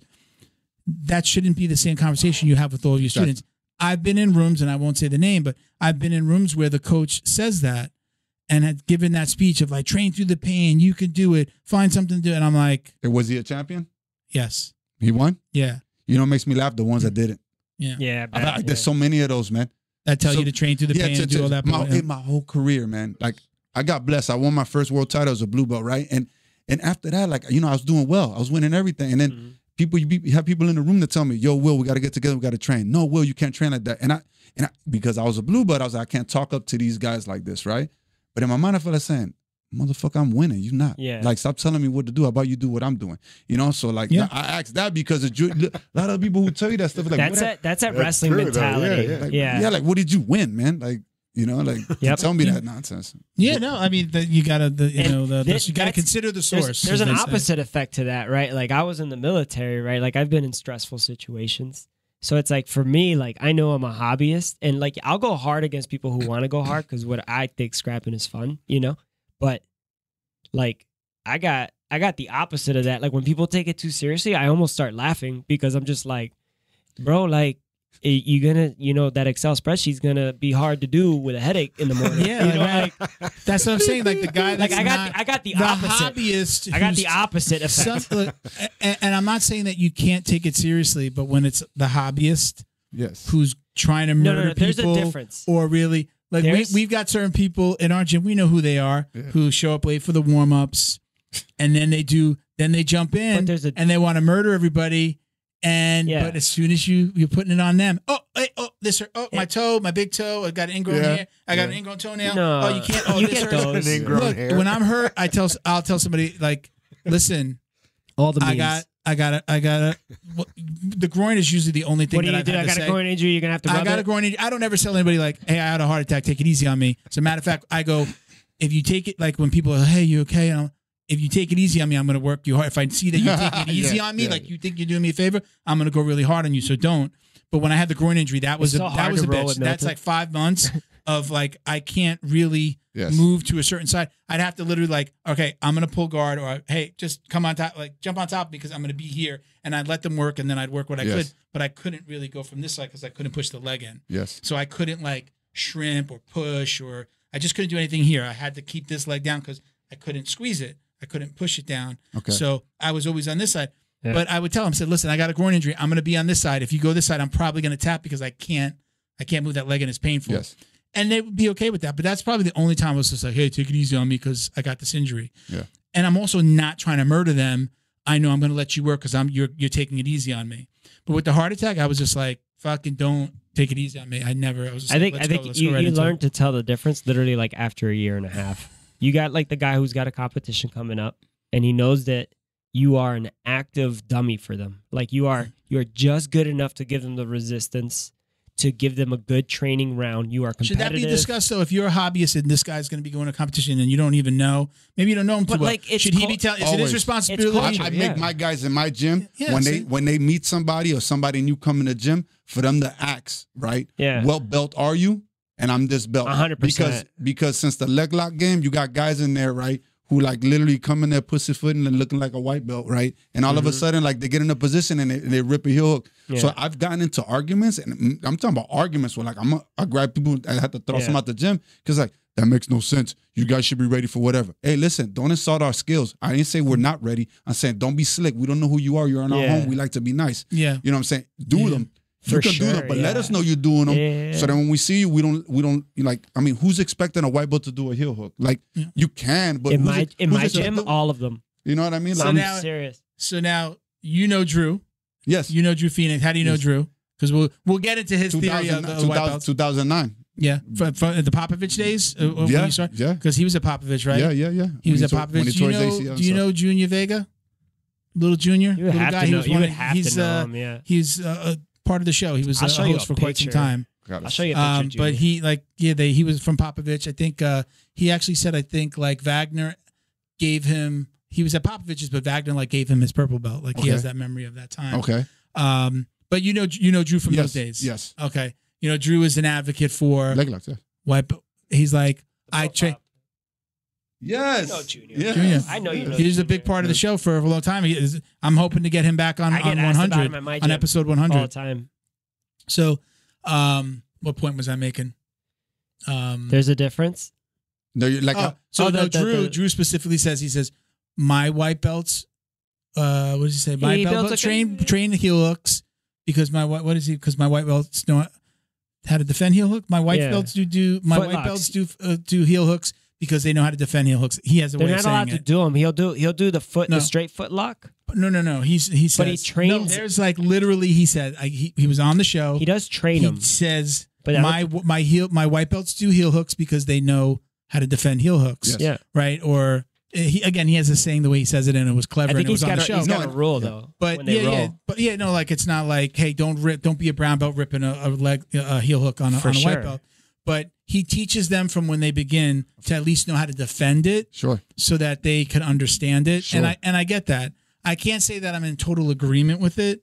I think that there is like a level of why would you ignore 50% of the human body? Yeah, Joe Rogan? I think. Stop. I mean, it was bring brown that back. belts. Bring that back. We got to talk about that. It was brown belts back in the day, right? It was just like at brown belt. That's when you start really learning like leg attacks, things beyond a straight ankle lock, right?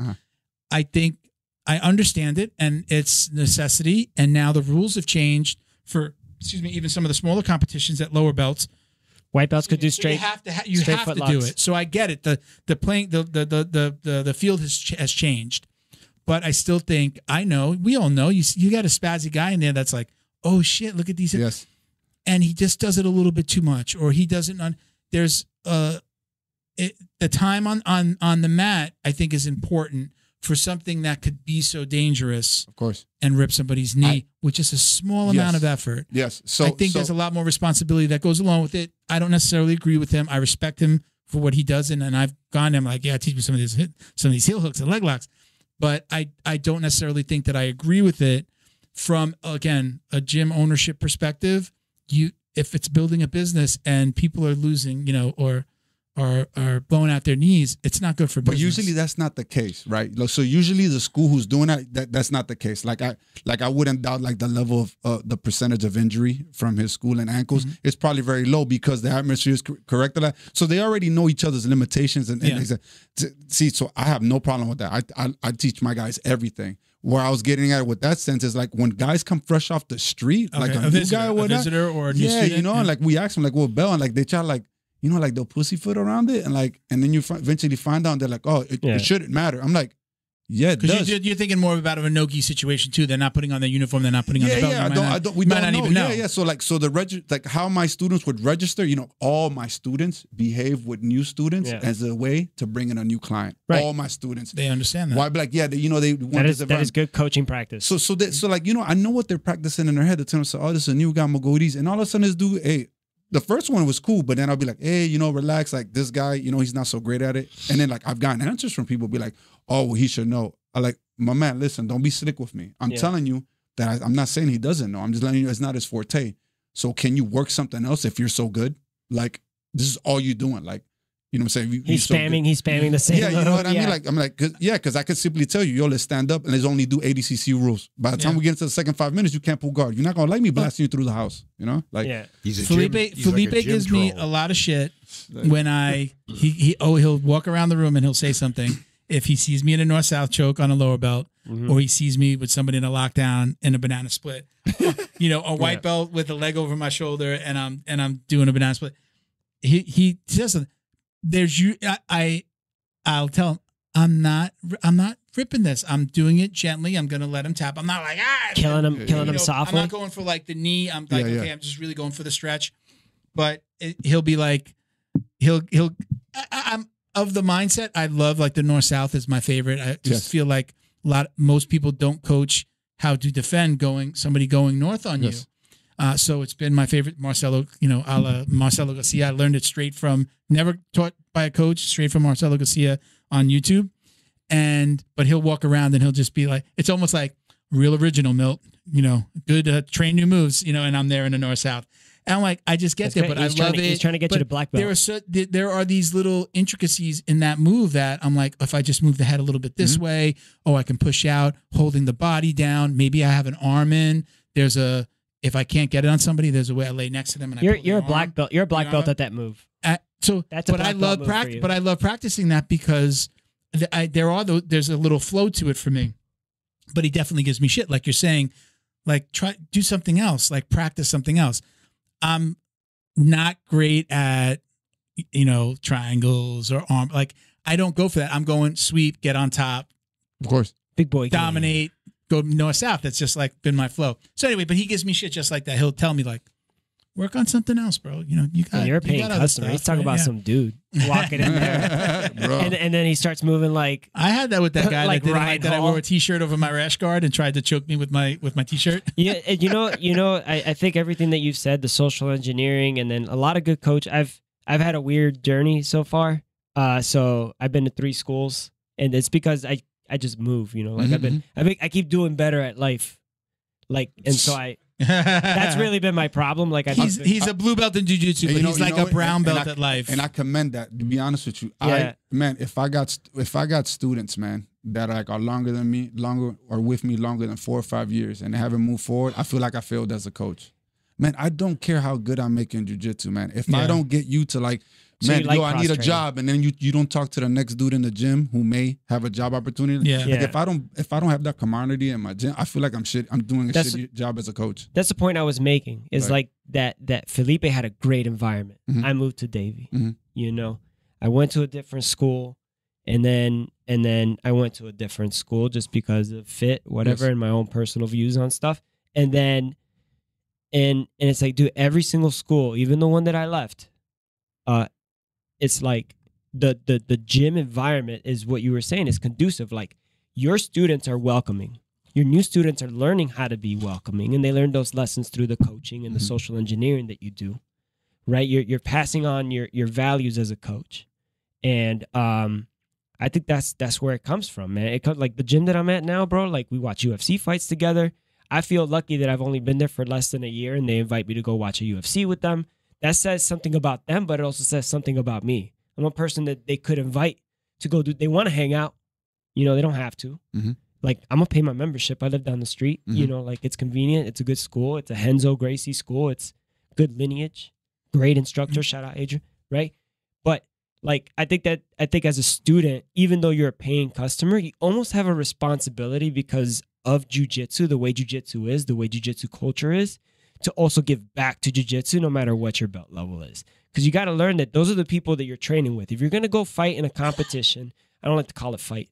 If you're going to go in a competition and compete, like those are the people, that's the iron that's going to sharpen your iron, right? Like those are, and then what you said, I've seen people get jobs because of jiu-jitsu. I've seen like people that like, hey bro, I do film. Like, let me, our gym just had a promo video that I reposted out. It's a cool promo video. There's a dude that trains. He's a white belt. His son trains. He's a dude, just like a beautiful person, bro. Like, you know, when you talk to him, when you roll with him, he's getting his ass whooped. He's like, oh, I'm fat. It's like being in a fraternity. Yeah, but it's like you get the. But he gave back. He's like, hey, Papo, mira, I do film. Motherfucker brought a drone in the gym. We're like rolling. Filming different angles, cut it all together. But again, it's a fraternity because it's like a fraternity because you can go anywhere with your gi and you're probably going to be welcomed in for a role. Yeah, but you're not a known asshole, right? He's like a brand new white belt. His kid's been training there for a while. And he's jiu-jitsu, baby. I know, it's like beautiful, that's. man. But I'm just saying, like, I think wrestling's not like that. We've had people like. Wrestling is like not like that, right? You. I mean, wrestling's but like. look, hold up. Yeah, but it's a tougher love. You're probably not competing. Forget about like your team is one thing, but when you're competing in wrestling versus competing in jiu-jitsu, there's no wrestling classes. That's the difference. Yeah, there's no dude running wrestling. Well, I mean, what's your opinion on that? Like, we've had a lot of wrestlers come in and say, "Nah, man, it's like you almost have to hate each other." It's a barrier. You know? Yeah, but it's a hate. Man, it's not a hate where like I want to see this person fail and do bad. It's a hate where like I hate you motherfuckers. I won in that spot. But I promise you, man, like the respect that I have for my teammates, man. Well, that's even the ones I didn't like, yo, if you fucked with my teammate in any kind of way. That's like, I can talk bad about my family, but don't you talk about bad about my family. Man, you know? And you also celebrate their victories. Yeah, of course, man. They do a good job. And this is what you gotta get. But even I'm talking about like even another team. Like jiu-jitsu, it's not too often that it happens, but it's not too often where you see a real asshole on the mat, right? No, don't be lying. No, jiu-jitsu has I've experienced a lot more of an asshole feel in the jiu-jitsu gym when I was coming up in the belts, right? From people just being upset of my intensity. Well, again, because you were a threat because you were a wrestler. Yeah, but for jiu-jitsu back in the day, even now, doesn't you look at he was a wrestler. He came in for the first time he rolled. I just saw how he was moving. I'm like, you wrestled? He said, yeah. Okay, let's roll. And I knew right away. people are very intimidated by wrestlers because you know there's that they know they're going to get probably taken down more often. Where jiu-jitsu, right? It's a lot of pulling guard, right? So people are afraid of wrestlers, especially if we know that somebody's been at a higher level.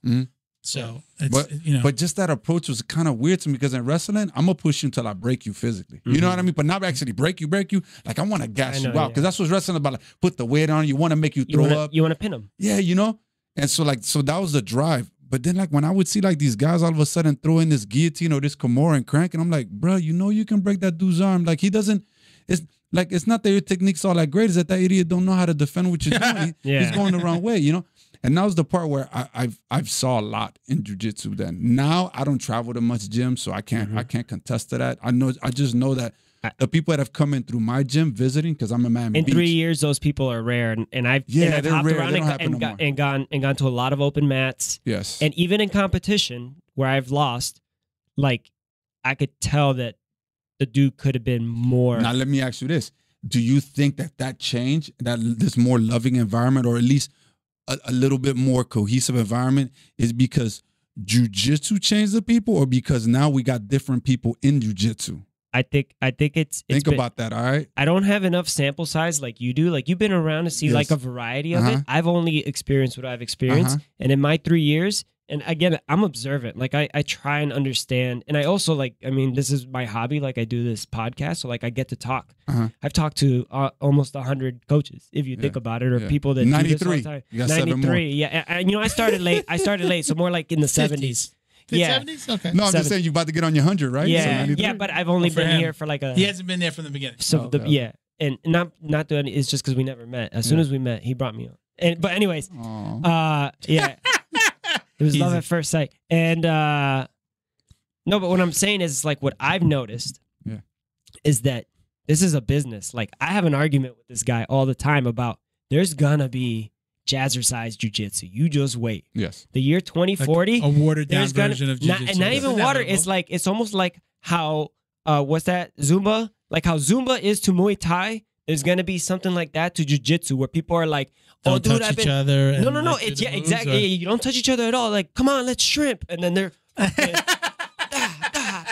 And they're playing like some acai shit in the background. Like I love kickboxing. I love jiu-jitsu. That's a little extreme. That's a little extreme. But what I'm saying is like you could get your ass whooped in a warm up, like for real, like a hard warm up. I believe that. It's like a hit, like okay, sprawl, burpees. True. But the nature of jiu-jitsu is contact. If you have to touch 100%. The reason why I'm not on board with this. The reason jiu-jitsu. I'm not on board with this either. But the reason jiu-jitsu or grappling in general, right? It's the supreme martial art, right? Is because we're the only sport that can spar every day. Yep.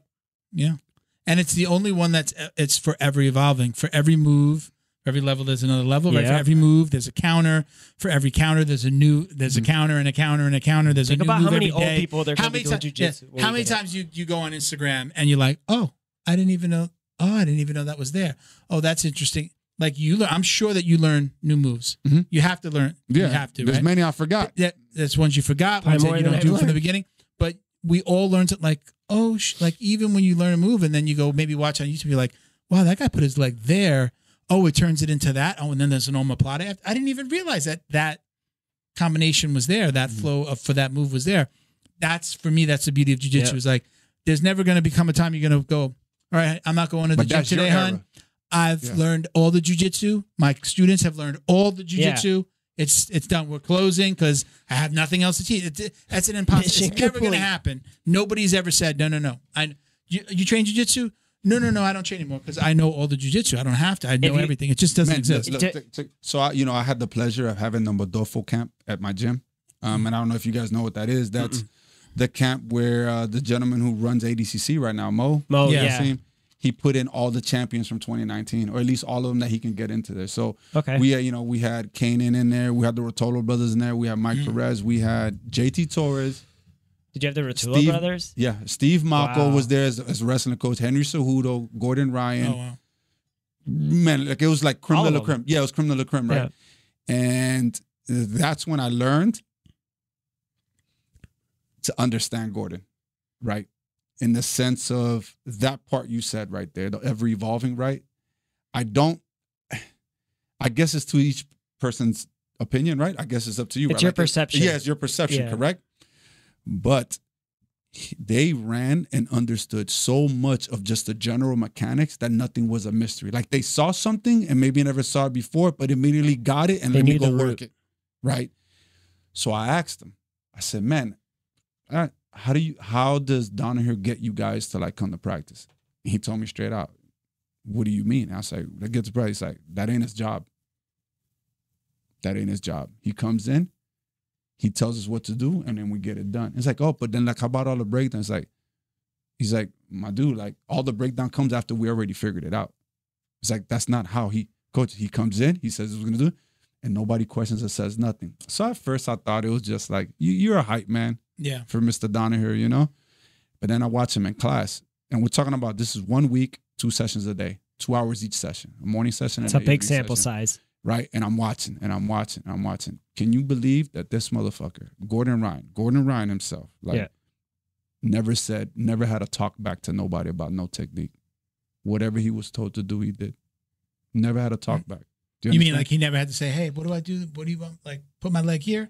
Like, you mean like that, or no? He means it's like, why would you do it that way when you could do it this way, like that? Okay, never. You know how some people kind of like they're pretending like they're asking a question, but they're really just talking about how they normally do the move. Yeah, never like that shit. Never. He just went and did it how he was taught because he learned a new way to do it. Then yes, sir. Okay, yeah, that's dope. Yes, sir. That's dope as fuck. Never. Okay. Do you understand? And we're talking about like I had some of my blue belt wrestlers The there, best. but they were wrestlers, and I go and I'm like, "Yo, go talk," and they talk to him, and he would do it. Never, bro. Like the whole 5 days. Oh, but I do it this way. That never happened. Never. And it make matters even more phenomenal to me, right? And I'm talking about phenomenal. Like this is going around. He could say, "Fuck all you guys. I'm gonna do what I want." Yeah. He really could have. Like the camp really got pushed. You probably couldn't even stop him. Yeah, if you wanted to. Yeah. To be honest, when it came down to like doing the technique and sparring, he like, "I want to go with you." He picked Steve Mako, Kyle Sermonera. Like we talking about like guys that were like on world teams. Yeah. And he only wrestled. Never let his fear or concern, if he had any, get in the way of him. I'm a wrestle. And he wrestled. He banged. He sparred every day. He's a good wrestler. Never waved from him. How long ago was this? When was this camp? Right before COVID. Like when they shut us down, that January. Okay. And like so like getting to the point where like, it's ever evolving. But just like his coach kind of changed the world with like the whole viewing of the leg locks, it's one of those like, nah, man, the mechanics have always been there. You just chose not to see it. Your mind is not ever evolving. Your mind needs to be ever evolving. It's not the technique. It's your mind that should be. And like he absorbed everything, huh? Everything. We're gonna get into some listener questions, but while we're talking about Gordon, who do you got this weekend? Yeah, he should win, but I can't hold it against. This is God. Like I mean, he's been around for a while. I don't know. He's very seasoned. I don't know what's up. You know, they're both looking very fit right now. He's a gamer. Yes, he's a gamer. Like he's all about the rules. Gordon's admitted that Galval possesses multiple ADCC visits. Has been on the competitive circuit since early 2000s. Since he was 17 years old. Professional, black belt level for that long, and you don't dismiss that. No. He's like said that.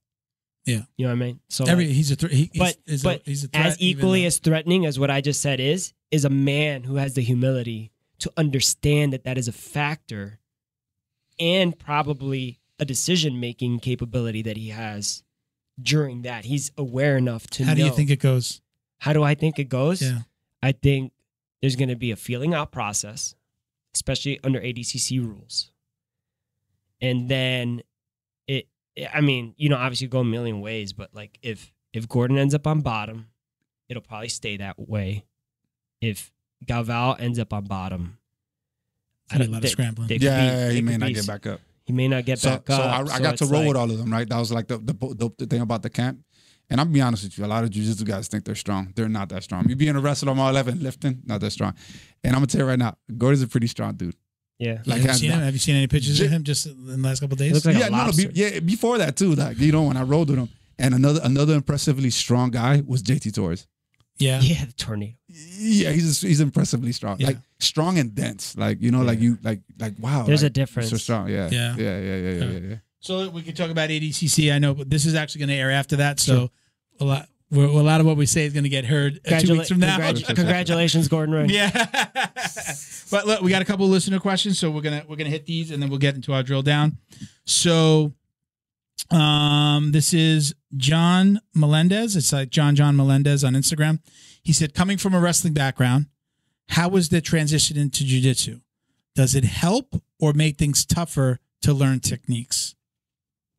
Again, coming from that wrestling background. Okay, one thing, and luckily you guys wrestle, so you may, hopefully you do see it like this. For you coaches out there who have wrestlers in your room, they're the most open-minded person on the planet because they're willing to do whatever it takes to get the win. So if you approach them without putting them at their weakest end, like learn their strongest attributes, right? As a wrestler, you know they don't want to be on their back, so already work on their passing prior to putting on their back. Like don't purposely try to prove how much better jiu-jitsu is.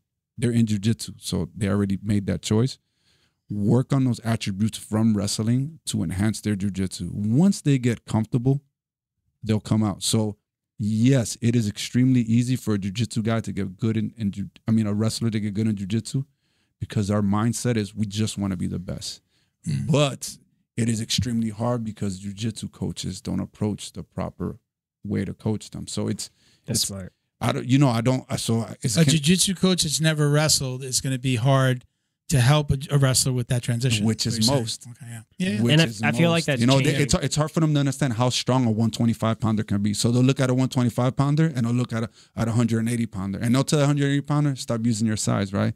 But that 125 pounder as a wrestler, I promise you, he's crunching that dude like our gas tanks. So it's a yes and a no. I think it's a tricky one for me. I think and again, I only trained. I wrestled and I was pretty bad at it for a couple of years. But I was at the practices. I know what those practices are like. I know about running the stairs. Wrestlers, there is, like we talked about, HIIT work. There's a HIIT workout basically in every wrestling session. You ran. That's how you dry the mats. Man, did we run for like at least 15 minutes, a half hour, and that wasn't a lot. Mats, baby. Or up and down stairs, right? Running, yes. But you're running up and down stairs, second floor, back down.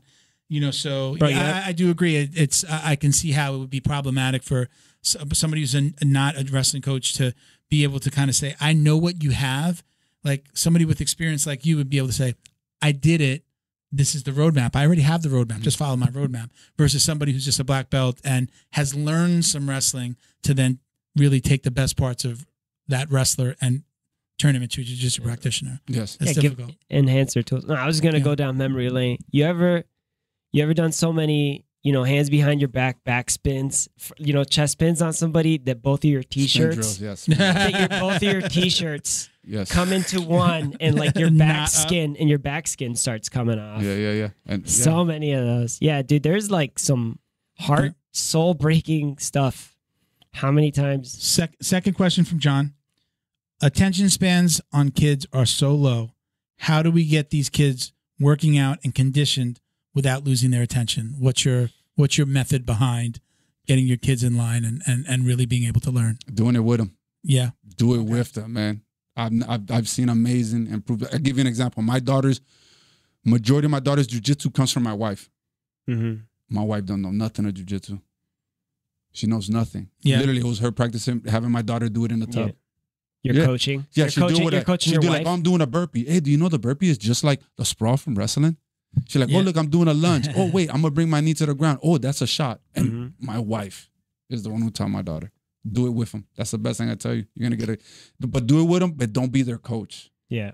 Yeah, so I don't coach my daughter. I hired a coach to coach her class. Yeah. Okay. Yeah, I don't coach her. Is that your message to the parents as well? Like, let me do my job and you can stay out there? Yeah. I mean, in my room, my parents know what's up, but I'm saying it to the ones who are coaches. I really believe like you'll have your time with your kid. Yeah. Don't make that time from the moment you put them on a mat all the way. You're going to probably push them out of jiu-jitsu too, right? I've heard of instances, and I know one personally. I almost did it to my daughter. Yeah. When a parent starts to coach the kid's just like, ugh. It gets they lose interest. Yeah. Be the dad, be the mom, be the dad. Don't even Ray. I think Ray says it. He's like, because now we have we talk about we have a friend. We talked about it the other day. Yeah, he got his wife into jiu-jitsu, and she went to Worlds. She's a blue belt. Yeah, but I asked him. I said, "Do you guys roll? Do you try to coach like you?" And he's just like, I believe he's just like, no. he does talk to her like at the gym, but I don't think that he's a little bit more. And I don't see him coaching his kids a lot. I don't see him coaching his kids at all. It's like, let the coach do the thing. And I do know of an instance at our own gym where a father joined and he was like getting so into jiu-jitsu and tried to connect with his son. His son quit. And he found out later the kid told a friend whose father or a friend who did jiu-jitsu still at the school. He told him, he's just like, it was my thing. And now my dad kind of took my thing and he kind of pushed him out. So he just handled it the wrong way. He just got all excited about it and wanted to be. Plus, the guy was a monster. He was like almost like 6'7". So it was like he's my daughter's 6, so I got a long way to go. You know, I don't know if my advice is suiting 100%, but learning every year. Bro. Yeah, from what I know, 25 years of working with kids is parents. They'll come to you if you gotta force it. Like they'll come to you, and your time may not. Like my time, it may not be now to be her coach. Maybe I'll be her coach when she's a teenager. You know what I mean? But like find currently now what makes them happy without trying to satisfy your own ego. Like your own ego may come later. Like, but right now it's not the time. Yeah, listen, don't try to coach your kid, especially if you don't do jiu-jitsu. And it's different. My son is different than my daughter. Don't try to coach them. Not in the gym and probably not at home either. Yeah. Encourage them to maybe exercise or to practice, but don't coach. There's a difference. Encouraging them to do something and coaching them are two different things. It was a Gracie. I can't remember who it was, but I was like, just like typical white belt. I'm going to scour all of YouTube for anything jiu-jitsu. Yeah. You know? And I just heard like, hey, you know, guys, if you're a parent, only ask your kids 2 questions about jiu-jitsu. Did you learn something? Did you have fun? And that is it. Yeah, that's it. That's probably it, bro. Yeah, I think I agree with that. Dude. And dude, that changed me, bro. And now sometimes I'll be just laying on the floor, just stretching or doing like rolls, you know, like just whatever, like when I'm and they're joining whatever. And my daughter will go to like do a Torriano pass just as a joke and then just walk away. I don't try to keep her there. But exactly. Sometimes, you know, I let her, you know, I put her in a triangle right quick. Kind of situation. You let them. It goes back to the Gracies used to say, like Henner and Hedon, they've said their father played jiu-jitsu with them before they ever went to the gym. Yes. They played at home. It was a game. It was fun, and then when they went to the gym, it was like they're playing what they do with daddy at home. Yeah, that's how it is for me now. I have fun at the gym, bro. I'm a paying member. I'm just I go there and I think that shit's fucking like a candy store. So we have another question now. This is a little bit odd, and I think we're going to pick it apart a little bit because I'm not sure. Let me read it and then we'll discuss. So, will American style of jiu-jitsu (parentheses more wrestling) ever surpass Brazilian jiu-jitsu? Or do you believe it has already happened? Do you get that question? Yes. I think we could pick it apart a little bit, but do you have an answer? Okay. So would the American style of jiu-jitsu, meaning it has more wrestling in it, ever surpass Brazilian jiu-jitsu? That's part one. You know, I mean, I'm probably gonna get a lot of shit from all my American friends, but I'd like stop calling it American jiu-jitsu. Sorry to say, jiu-jitsu, it's gone through its waves. Like when I first got into it, it was a heavily takedown game. You know what I mean? To me, it's the coaching. Like people are more aware now how pivotal a takedown can be in that last shot, and people are very aware of how that heel hook can knock out any guy of any size. So the coaching aspect have gotten extraordinarily better. Like it is what it is. That like I see more takedown game, and I see more of the technique of it, right? But like I said, we're still climbing on the tactical part, like the approach, the timing, what to do, you know, like in wrestling. And also the defensive game going, like you get a shot on, now it's a jiu-jitsu type sprawl that's always existed with a pass from there on how to attack turtle and stuff like that. I think I don't know, like I don't want to call it American jiu-jitsu because I feel like it's a disrespectful thing because it's not, I don't know. This is, I don't like to call it, I've come to a place where I don't like calling it American jiu-jitsu. I don't even call it Brazilian jiu-jitsu anymore. I just call it jiu-jitsu. Somebody asks me jiu-jitsu.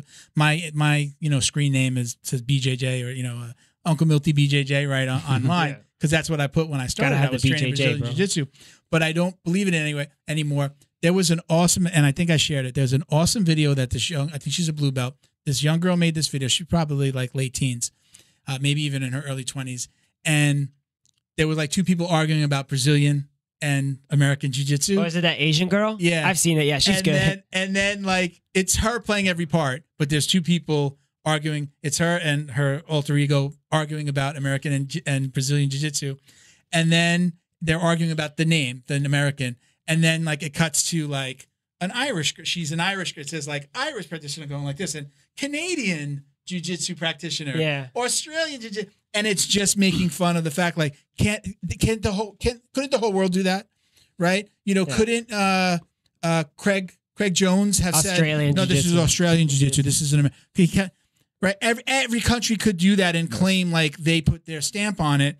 I realize that after Brazil, right? Like we've had the United States, Americans have had probably the biggest influence as a country on jiu-jitsu. Well, that's the Gracie's fault, but you whatever. You can't then, you know, there's an evolution to jiu-jitsu, and putting Eli Knight, he has a great story. He's like, I've never been to Brazil. He trains under Horace Gracie. Yes. He's got the one with the blue. He trains the blue tip. He's like, I've never been to Brazil, and I don't think putting a geographic modifier on the name gives it anything from that region or that country or that, anything or that special, world. Yeah. It was, you know, judo to jiu-jitsu, right? And then Brazil. Okay, so you bring it here, and then you say, well, I'm from Brazil, and I do jiu-jitsu, so it's Brazilian jiu-jitsu, right? So that maybe that kind of sticks that way. Mm-hmm. It's like going to China and saying, like, I want some Chinese food. Yeah. Like, no, it's food there, right? It's not Chinese food. When you go to Brazil, it's not Brazilian jiu-jitsu, but it's jiu-jitsu, right? Yeah. So I agree with him in that, like putting the geographic modifier or saying that it's from a country, it doesn't make any sense. It's still jiu-jitsu. Yes. Hey, man, in America, in the middle of Kentucky, and IHOP, you go order a Belgian waffle. Yeah. You know what I mean? Yeah. That shit's called a Belgian waffle everywhere you go. Yeah. Because it originated in Belgium or whatever the history of it is. It's called a Belgian waffle. I'm good with it still being called Brazilian Jiu-Jitsu too. Yeah, that's right? what I'm saying. I'm just saying it's like if it's okay for a waffle, just let the martial art. I don't think because you've added something to it that you get to call it. Of course. Your country. I could do something. So let's spin on that. So that means they should stop having these schools with the name and then Jiu-Jitsu, right? For instance, what do you mean, like a person's name jiu-jitsu? Like, yeah, dudes, you're like, Michael's jiu-jitsu. Or like, I'm like, what's going on? Like, instead of a name, instead of like Unity or something like that. Like you're okay with Unity, but you're not okay with like Perez jiu-jitsu. Yeah, because like, what did you do so special? This is my jiu-jitsu. I don't think that there's an intention. But that's how I feel. I don't know that it's the same intent. I get what you're saying though. I do. And I agree with it to a point. He's playing I don't think that it's typically the intent. The intention of that person going, no, this is my this is. But that's what he's saying. Yeah, I don't think it's. There's definitely a couple. This is Perez There's definitely jiu-jitsu. A couple that are totally like, no, this is Perez jiu-jitsu. Bro. But you know, at the same time, like, but look. Perez jiu-jitsu. If you I agree with you guys, but unless you're an asshole, look at what we say. Like, I had this. I was talking to my wife about this the other day, and I said, and I believe this. This for me, my jiu-jitsu journey. Of being, I've trained at 2 gyms, so I pretty much trained under just 2 coaches, Felipe for most of the time. I'm a brown belt in Felipe's jiu-jitsu. Not Felipe jiu-jitsu, but under Felipe. I'm a black belt in our jiu-jitsu that I learn every day. At that school, yeah. When I go to Drew's gym and they're freaking grabbing legs all over the place, I am not a brown belt in his jiu-jitsu. I think that's okay to say. That diminishes none of the 9 years that I've put into jiu-jitsu. Yeah. The 5 days a week, 6 days a week I did in the beginning. The competitions that I did good in and the ones I flopped, that takes nothing away from all of that. But I certainly am not, if I go to a gym and I'm practicing their style, I'm probably not going to be as good at it if they say, okay, we're doing this today, we're training this, or we're drilling this. Sometimes I may look kind of crappy. Now, yes, we roll. Now, it might be a little different because we get to impose, you know, but I was explaining that to say, I know what Felipe's taught me, but when I go to another gym and they show me something completely different, I'm like, I look like a white belt trying to get this move down, and I'm okay with that. But that's the part of jiu-jitsu that I love, is figuring it out. Like, oh shit, now I'm going to take that back. I'm going to look on YouTube. I'm going to find out who's the best guy at it. I'm going to find, and then I'm going to learn it. And now it's part of my repertoire. But so not offended with Perez jiu-jitsu. I'm not. Well, yeah, not so. Like it doesn't. Yeah, it doesn't I'm not offend offended. me. I'm just saying. But there's a conversation to be had about the whole like again trying to be divisive and saying having like, underscore BJJ in your Instagram handle. I can't remember his name. It was a UFC fighter that I remember. Jake Shields. Jake Shields, when he came out, when they brought him out to the, you know, when they say you're a style, it always said American Jiu-Jitsu, and I'm like, I wonder, is that more of the combat style? I didn't know what he meant by American Jiu-Jitsu. He was trolling. He's the first one that I ever saw where, because you get to say, right, there's like been some funny ones that they say like their John style Jones. of Jiu-Jitsu. Doesn't John or one of the guy, I forget who it was. He's still like in the circuit now. It just says like street fighting. Like there's one. I think Kimbo John Slice, Jones right? would be Didn't like, Kimbo Slice have like street fighting? There was one that kind of said like it's like the way it was something Jiu-Jitsu about like, hey, I learned somebody's Bushido. Yes. Right? Somebody's like Bushido. Somebody's like, oh, you're a samurai, dude. But that was the first time I saw American Jiu-Jitsu, and I didn't get it. And then I remember now. Then it was like, okay, this is kind of where it came from. He's the first one that I saw. Yeah, I think he was trolling, bro. Years ago, it said American Jiu-Jitsu. I just don't think that there's anybody that does Jiu-Jitsu in this country that puts so much into it and changed it so much that they can say, this is my style of Jiu-Jitsu. I mean, even a Gordon Ryan could. I mean, he's at, or Danaher, let's say, is at the top of he can go like Danaher Jiu-Jitsu, and people might be like, but there's only like the Danaher. But maybe he's changed it so much, exactly. But he there's no ego there like that. He would never do that, right? But as a, I think it's earnable. I think you could earn the right. Like I think if you got to really change the Jiu-Jitsu. I would say Marcelo Garcia definitely has earned the right to have Marcelo Garcia. Okay. What's the name of his gym? It would otherwise be called knighthood. Knighthood. Well, you get knighted. When you are knighted, then your name can be applied as a reference to a level of skill or a perspective, or you know what I mean? But it's not an amazing. I think that's. I think when you beat a guy, that outweighs you by 80 pounds in an ADCC finals, that wore you like a book bag and then put all his weight on you, and then you still came out on top at the highest level at the time. That dude can name it whatever he wants. Let's get into our next segment. Oh, the drill down. Commercial. Because I have to pee. I really have to. All right. Take a quick break. Go ahead. Oh, Dale. Yeah, so we got like another. No, when you're done peeing, can I? We pee. We got like another 10, 15 minutes. And not together. You go on your own. Yeah. No, you don't want to go hold it for him. No crossing streams. Thank you to Neutral Zone CBD, a combat family-owned company that supports athletes and the people who love them. Neutral Zone strives to deliver clean CBD products for sports recovery in gummies, lotions, balms, roll-ons, and more. After a competition, a hard rolling session, or a tough day on the job, Neutral Zone has a product designed to help you reduce inflammation, increase cell rejuvenation, and may even help with aging joints. Visit NeutralZoneCBD.com and get 25% off your order with code JJD. And follow them on Instagram too, @MyNeutralZone. Jiu-Jitsu's favorite monthly subscription box has now joined the Jiu-Jitsu Dummies podcast. The BJJ box is delivered to your door filled with premium jiu-jitsu and grappling apparel, equipment, supplements, supplies, snacks, and more. The crew at the BJJ box find the best in the world of jiu-jitsu and guarantee every box to be worth more than the cost. Each box includes 4 to 7 items you're going to love. Visit thebjjbox.com and use code JJD10 to get $10 off your very first box. And give them a follow on Instagram @thebjjbox. Neutral Zone is combat family owned, so they know you need to keep yourself and your equipment clean. They created Neutral Zone Clean wipes and sprays for just that purpose. Neutral Zone products are formulated to reduce the risk of bacterial and fungal infections. Whatever's making you sweat, weight training, rolling on the mats, yard work, or just working around the house, Neutral Zone Clean wipes and sprays can make you feel and smell refreshed. Use code JJD to get 15% off your online order at NeutralZoneClean.com. While you're there, sign up for their newsletter to receive the latest info and updates on product launches like their new shower gel and soap bar coming soon. Are you Neutral Zone Clean? Special thank you to the crew over at Flow and Roll for all their support. Flow and Roll is renowned for their incredible no-gi rash guards, shorts, and leggings. Flow and Roll has quickly become the premier custom apparel provider for academies big and small throughout the United States. Reach out today to discuss your custom order and ask about their incredible pre-order program.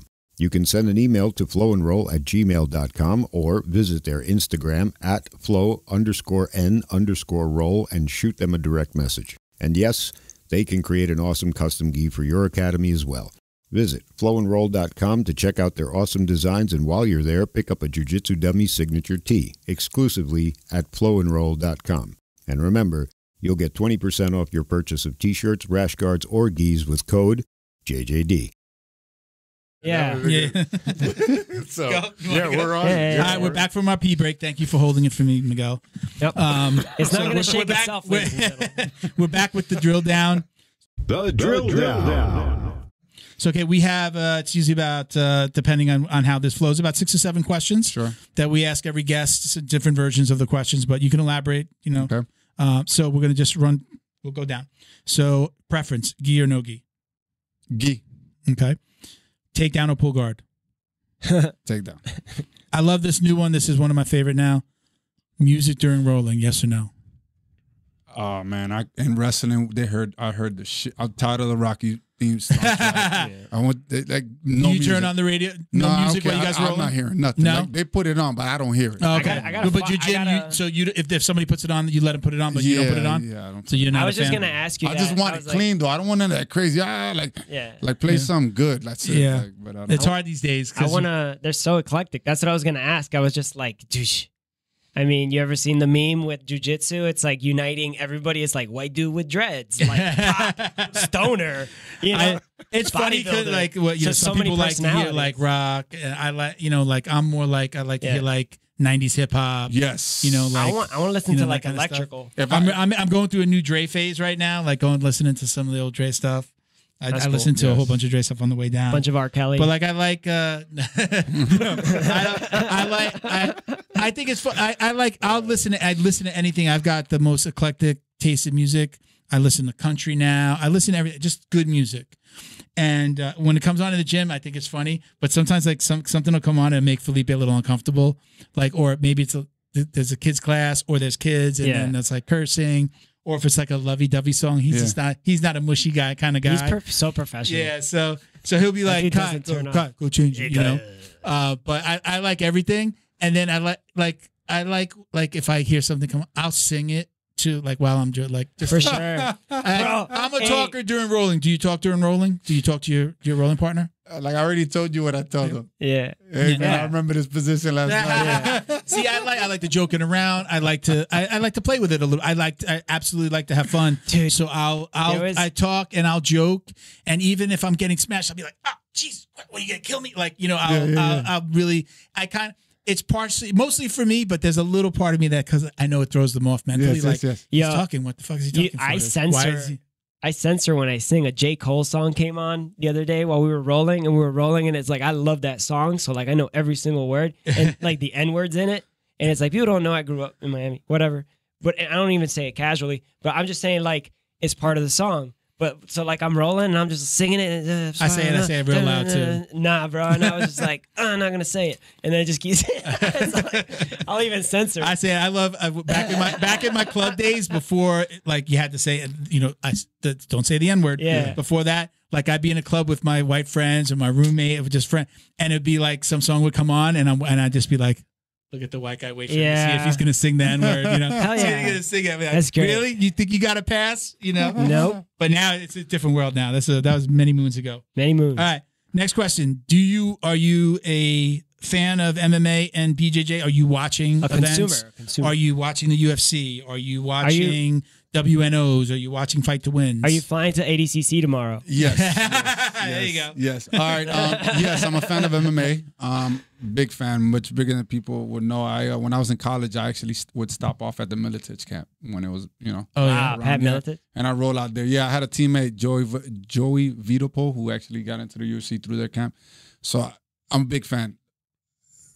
I'm not a big fan of the whole organization or deal. You know, I just don't feel like don't feel like they're paying them right. I'm not gonna spend my money on them. Yeah, both sides. Don't worry, I buy enough to make up for for the ones you don't buy. Yeah, and then jiu-jitsu, I do watch. But I'm a bigger fan of the new generation. Like we're talking about like Mika, Rotolo, William Tackett and his brother. You know, Rodriguez. And I like the action. You know, they pushing the action. You know, so and I watch it for creative. them. You can't catch me watching old jits. And let Marcelo Garcia jits, he was real active, you know, stand up and bottom and Kron Gracie. No matter your size too. Yeah. He was super fan. Yeah.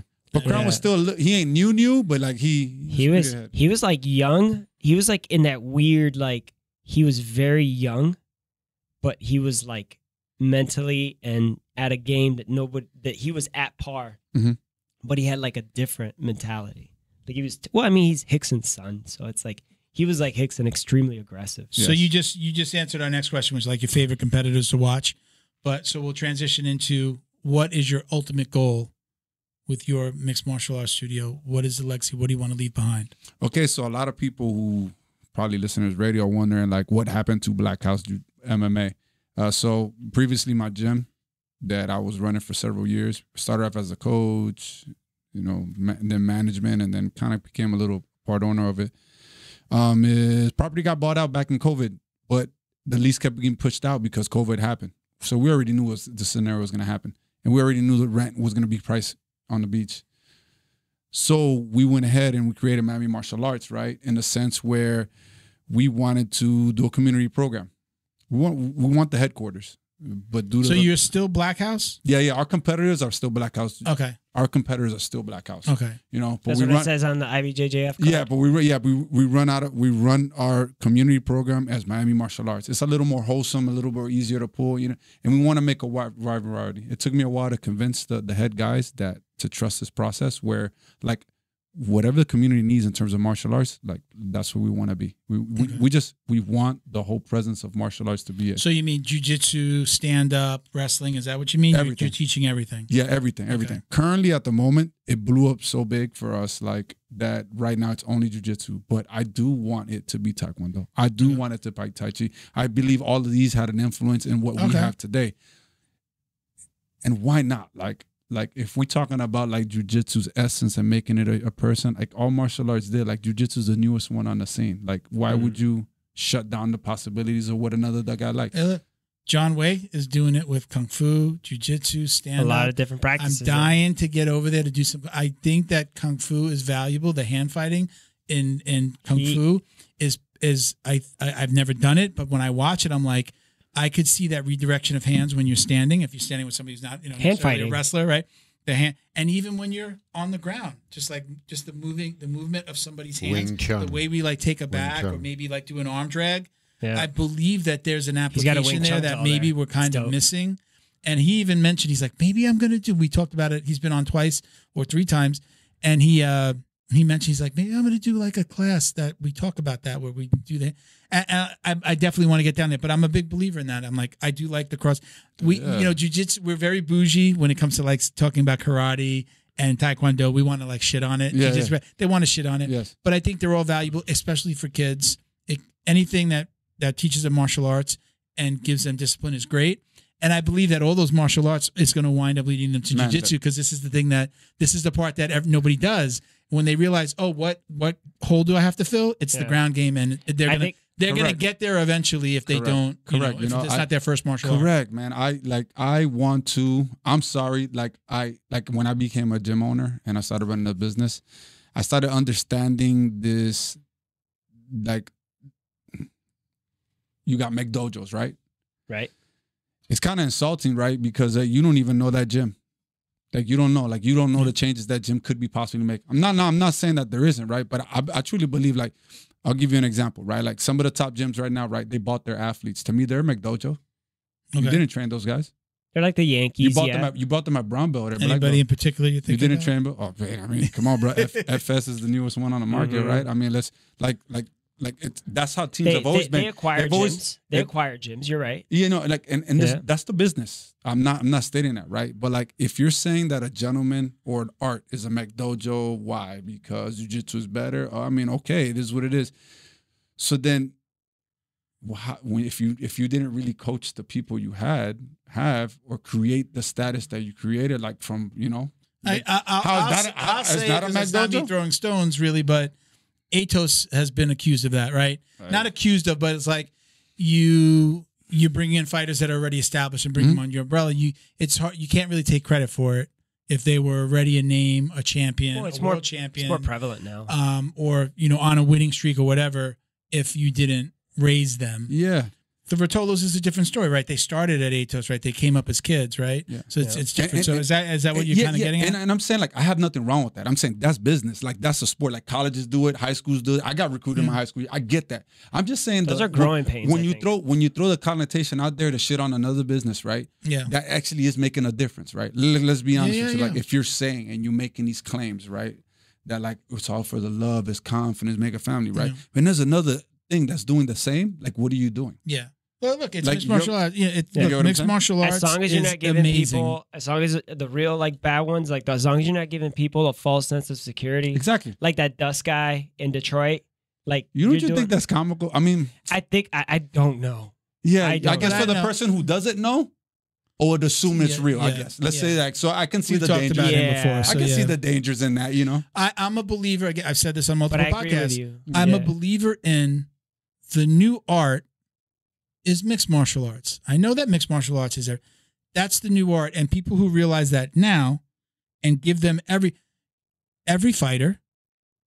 There's not very many fighters in the UFC that just have stand up. You can't have you have to have stand up. You have to have wrestling. You have to have jiu-jitsu. You have to have takedown defense. They have it at different levels, but they have it all. But you have right now the kids that are coming up who do want to fight or are on that path, you're going to a gym or you go to multiple gyms where I go, my boxing is here, my wrestling is here, my jiu-jitsu is here. So if somebody brings all those things together, it's a smart business move because it is the future. It may not feel like it, and jiu-jitsu, not hobbyists, jiu-jitsu, like that was not originalist, but like people that just want to keep jiu-jitsu. Oh, purist. Purist. Yeah. Like jiu-jitsu purists, they're going to fight you at every corner on it's that. Necessary, but I think. It's from a business aspect. Relics. And for those of us who do watch MMA, we realize like that's like the smartest thing that you can do. It's like how come it's not being done more? Isn't it stupid if you're not doing it and giving your students every possible thing? I do like that you do even in the Tai Chi because now you get going after typically probably older people as well, right? Did you say Tai Chi in before? I said Tai Chi, Tai Chi. But what I was getting at is like the whole McDojo stuff, right? Like and why I'm bringing this is because what I'm trying to do is I'm trying to make it as affordable as possible for every child and parent around. Yeah. Because like if you know that struggle. Yeah, you know what I mean? Like I knew what I couldn't make it to. Yeah. Like for real, let's be honest. If I would have did jiu-jitsu at a young age, for the time that I started wrestling, not having no wrestling coach in high school, till now, winning my world titles, I promise you I would have been best on the planet in jiu-jitsu. That's the confidence I have because if I would have had it to experience, you get me? Yeah. So like the kid in Iowa State that grew up like, I wish I had wrestling when I was like, what parents in those countries, they put them in at 3 years old. Let's make jiu-jitsu reachable for more people. Like why? Like it's not, it's expensive. Gi. Yeah. The tournament. It's expensive. Those tournaments, man, which I got a few plans with Drew that we're trying to do like these tournaments, right? We're like, I'm sorry, like any tournament promoter out there or owner, I apologize. I'm not trying to shut nothing down, but like you are charging kind of ridiculous prices for one match, 1 and 2, and when your bracket might not even be filled up all the way. Yeah, it's kind of killing. So me and Drew trying to come up with some stuff where like in wrestling you have dual meets, right? Why can't we have dual meets amongst teams? Why can't? You know what I mean? Charge a few dollars, not make no profit on it, but just get the kids some matches, 4 or 5 matches, 2 minutes a time. Let every school host it. Let them pay the rest. Let them take care of the food, and then on to the next one. Like, why can't we do that? Like, we can. Yeah. What the fuck? Like why you profiting so much off of 5 and 7-year-old kids who their parents probably don't got nothing could use that money for something else? For some parents, you go back to saying like sometimes. Yeah, they want them to learn the art and they need the discipline, but sometimes it's also like after school care. Yeah. Like again, Felipe, they got a van that they're picking up the kids at school. That ain't cheap, bro. After school care. I think they still get help with homework. I mean, I go in at 7:30 and sometimes there's kids there because again, the parents come to train, so they get picked up in aftercare.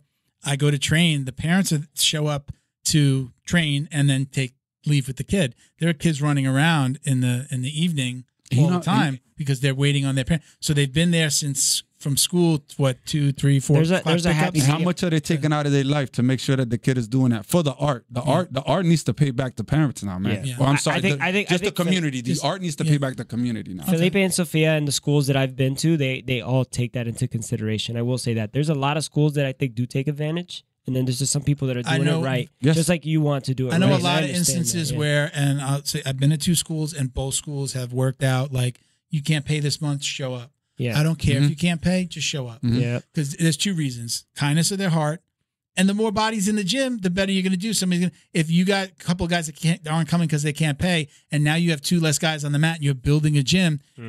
Your school looks thin. So there is 2 sides of it, and I'm okay with both sides of that. You're building a business, you're doing something good. If you're spreading jiu-jitsu, you're doing good. I don't care if you're making money. You're spreading good jiu-jitsu, you're still doing something good. And then at the same time, again, you may be helping them out. Hey, listen, I've been standing there where Felipe said, bro, I better see you next week. Just because you said, you can't pay or things are tight. You don't know you the better conversations coaches have just with be students. here. We'll figure it out later. And he's let people, I think that's a good thing. I think that's for and the coaches got to be paid. I get tide. that part. I'm talking about everything outside of that. I'm talking about the events, the ridiculous pricing, like your guys floor and row, right? Yeah. What's their what's their average gi? Like $60, $65? Like if you were talking about like average, like under 100. Right. And you want to talk around about 100. average. You could buy a higher end. And Why? Do you understand? Like, why you got these gyms that are making students pay $200 a gi? 175 competition gi, whatever. Yeah. Like how you like that's the part that I'm saying. The instruction be paid for the instruction. I get that. Be paid for your bills. I get that. But you gotta make 150% profit on everything. I saw an ad today. That's crazy. Yeah. I saw an ad today. Now, the only restriction in my gym, it's got to be white. Doesn't have to be his. Okay. It has to be white. Oh yeah. Doesn't have to be his. I tip my hat to him. That's amazing. Yeah, it has to be white. Doesn't have to be his. I did see an advertisement today, a video advertisement that said it said what the school was doing, but part of it was no uniform. It basically addressed that, like, no uniform, wear what you want. Like, there's like, we're not in this to sell you stuff. It's come get some good jiu-jitsu. So I just happened to look at that. I was like, oh, I like that. Dude, again, if I had a gym, I would even go like, you can wear whatever color you want. Until you can. I think everybody's got a favorite color. It makes certain people feel really good, like me when I show up with a black gi. I can never wear a black gi. You know, I like it. I look like a fucking ninja. Well, you know what, Adrian? I look good in black in the picture. Do you know Adrian? Which one? From Henzo Gracie Weston. No, never got that. I heard he's a great dude. He's a great dude. Check out what he did the other day, man. He's got he had a couple black belts, just like they were just all talking about how much stuff they had or something. I don't even know how it came about really, but they just had like excess stuff. Plus there's always the lost and found. He's like, hey, in this area of the gym, just go there and look through the boxes. There's gis, there's rash guards, there's shorts. Like, it's there. Just take it, please. I've gotten some of these from the black belts and some of these from other students that just, they go through stuff. I hate throwing shit away. Yeah. You know me, I give everything I've away. given a dummy away. I make sure that I can give. I gave the guy that gave us the idea for the drill down, for the name this segment, the drill down. Yeah. I gave him 2 gis. Questionable name, I gave him but one of my DD214 gis, and I gave him one of my. I think I gave him my King's Fight Sports gi because I wasn't gonna wear it anymore after he changed the name. I gave him those 2 gis, and he's like, it's got Fight Sports on it. I'm like, I don't. You can wear it. I'm not gonna wear it. You could wear it. You could get it depatched. See, man. And he goes, can I rip? But he wears it. I go, Felipe doesn't. It's fine. You don't have to take it off. We still have Fight Sports because you guys are the newer generation. That's what I'm loving about it, man. I really appreciate that. Like, it ain't just a mindset in my part that because man, for forever, man, I ran my head into the wall. Like, yo, I'm doing something wrong. Like, but I don't feel loyal about this. I don't feel right about this. Like, why I got to make people wear the gi? Like, I think that you're also in. I think South Florida was the Mecca for a long time, including all the way up to Coral Springs and Coconut Creek, where you had American Top Team. This has been the Mecca for jiu-jitsu and mixed martial arts for a long time. Then now you've kind of got the jiu-jitsu Mecca is now that Austin, Texas. They've really taken off, right? Flow Grappling, Joe Rogan's out there. The Roca Gym. Type in jiu-jitsu Austin, Texas, and look at the mat, and it's just there's dots everywhere, it's right? Like sexual predators in your neighborhood. I think it's also your proximity to, again, that Mecca, as far as people no, jiu-jitsu, more jiu-jitsu purists. But I think as you get out a little bit further, even in just Florida, it is a business. Again, look, people would hear that we trained at Fight Sports back in the day. Mm-hmm.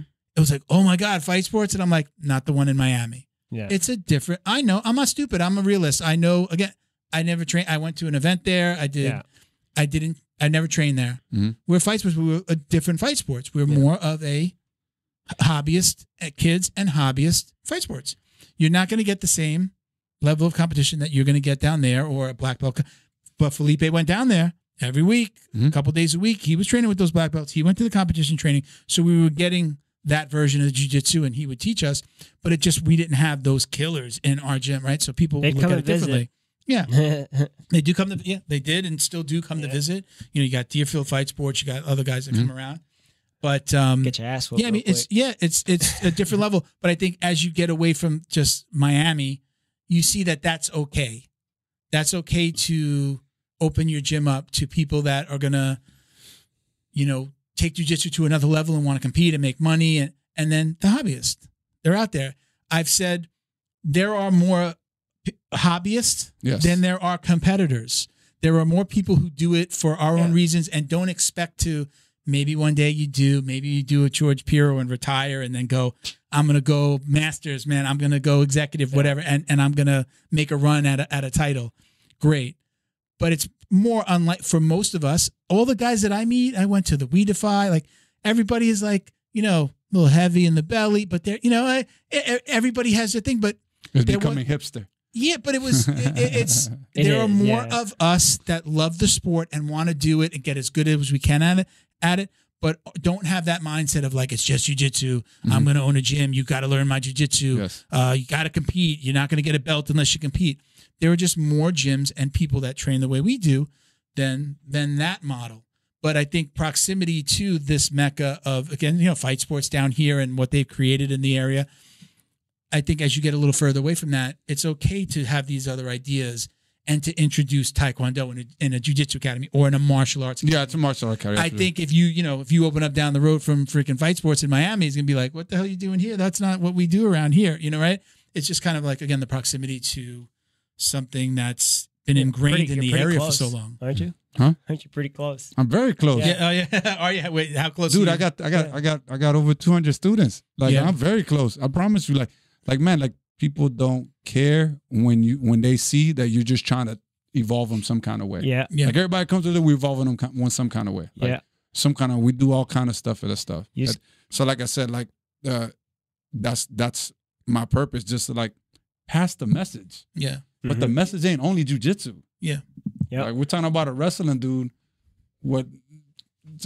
I only got 11 years of jiu-jitsu experience. It's a lot, but in that process, in a short time, because of my previous experience, I shortened my black belt, process into like 5.5 to 6 years. Your journey was different, yeah. Yeah, but why? Because of my other experiences. Yeah. So why are we gonna limit them to just jiu-jitsu? Like what else are you gonna do? And again, those things would get them into your academy to learn jiu-jitsu anyway. Yeah, they're gonna come to me. Yeah, anyway. how many stories do you hear about like the mom that was watching or went to the fitness class and said, Richard Bressler has like, Jorge and Gracie's first student in the USA. He's got stories about that, how like he's at a Krav Maga studio and like they'll be like, you should go learn, you should go to Richard's class. Yes. Krav Maga leading their own students to jiu-jitsu. It's there. It can happen. It's smart. Yes, you may evolve all of them, and that's a good thing too. You make your gym bigger, but it will lead back to this is the missing link. Because you got karate, you got taekwondo, right? Those are both stand up.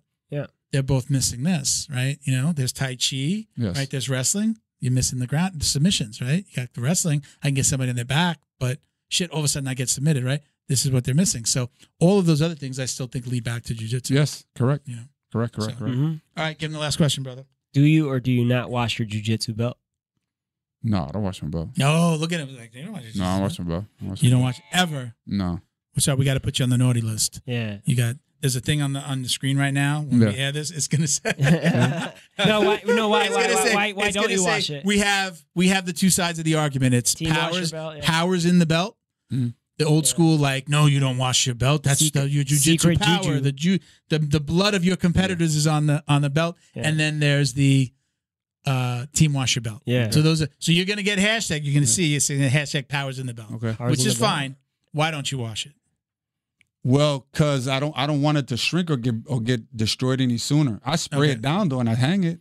I spray it down like I Lysol it. I dump it in. And I hang like it. a day walker. Acceptable option, and now you can use your spray too. Yeah, acceptable that option. Works. Now, when the people, I get some people say, "Oh, I put it out in the sun" or this and that. I'm a belt washer. I never, until Wagner was here, nobody ever said it to me like this. Wagner's like, when he looks at the belt, he looks at the belt and the fading of the belt, like he equates that to the amount of time that you've put in on the mat. I go, okay, I get that. I respect that. He was sitting right here, and I was just like, oh shit, I've never washed my belt again. And then you don't wash your belt the anymore? other side of it is like, but I got two belts. I got like my one that's getting, because I wash it every 1 or 2 times that I train. And then I got my other one that I got when I got promoted that's super brown that I'm just going to transition to when that one gets too shitty. And then it's back to bright brown, you know? So I just do it for the cleanliness of it. I'm on my 4th blue belt. Yeah? And I've only been a blue belt for like a year and like 8 months. No, you've been, a year and 8. Oh, you're going to say year. Why year you and wash 8 it months. that much, huh? You wash it that every much? single, I don't give.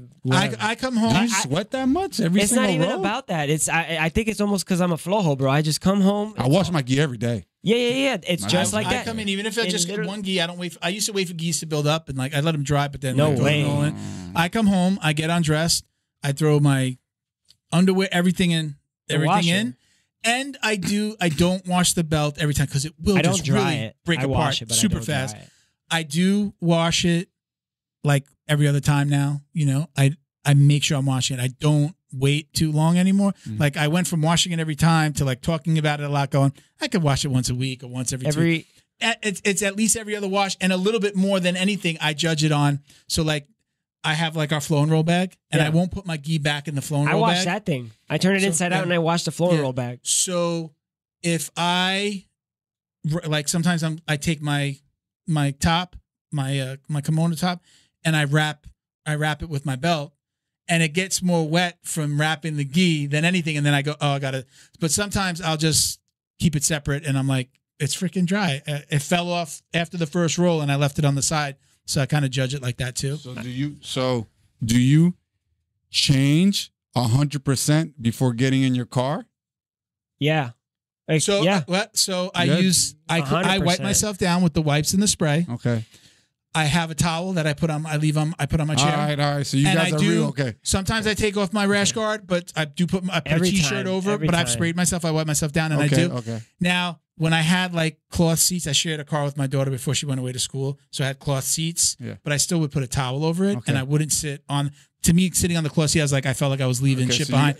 But I didn't want it to get smelly for her. Okay. Yeah. So I do that. So now I have like the leather or the faux. You guys are legit then. Okay. You guys are legit. I put a towel down and I sit down on it, and depending on if I'm gonna if it's a weekend and I'm gonna go to the store or something, then I'll change at the gym.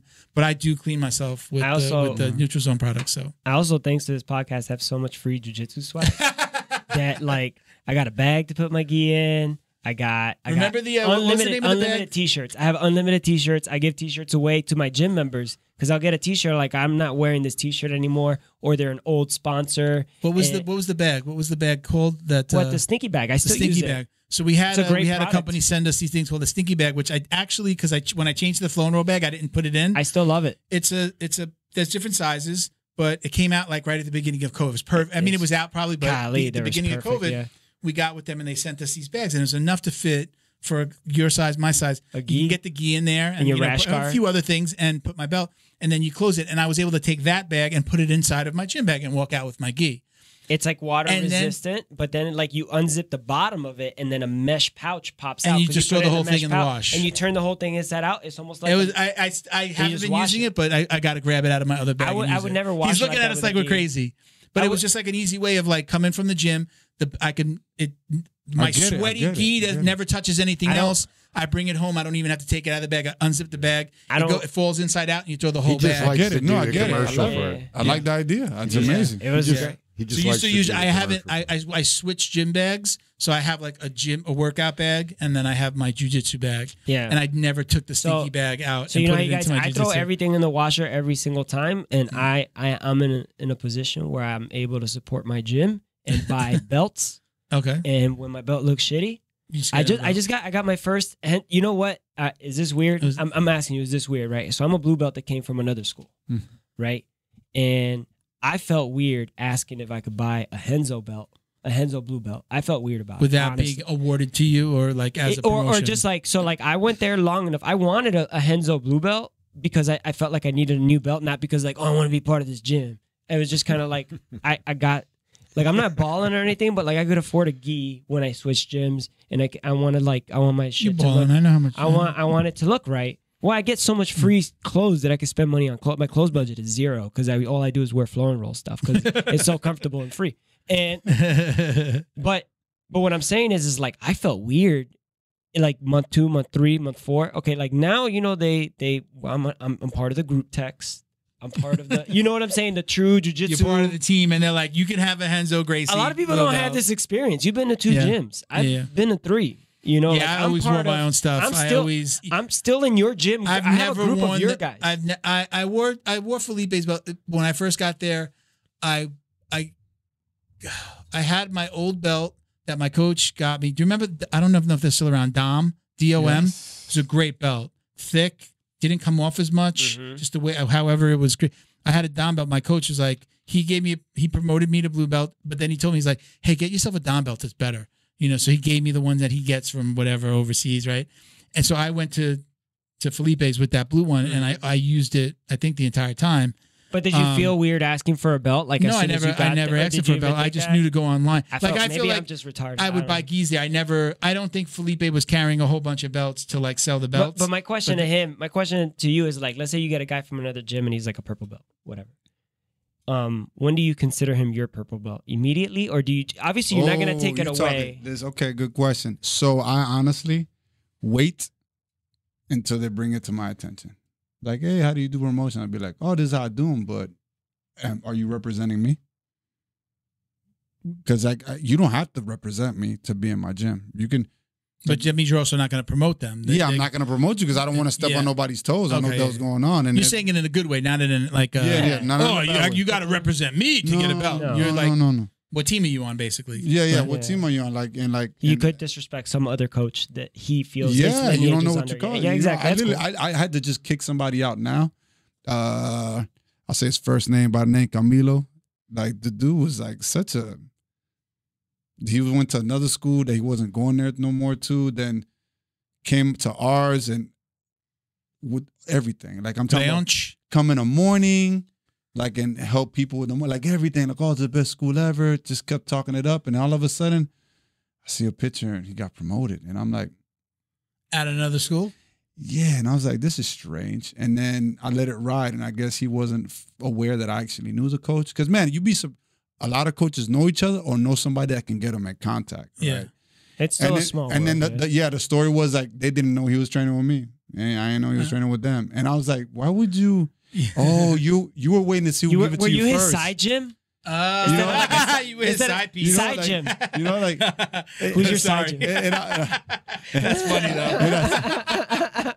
And I was like, why would you lie something like that? And the other school was willing to keep him because he's still paying dues. Yeah. And I'm like, no, that's concerning to me. Like, you a grown man with a family and you're like doing all this conniving and hiding, and I can't trust this because I don't know what else you're capable of doing. Like, I don't. That'll make you never want to cheat on your wife. Because you know how it feels. Yeah. So it gets said. Like I approach it now. Especially if I see that they're good. I have a black belt now at the gym, a new guy, and he's amazing.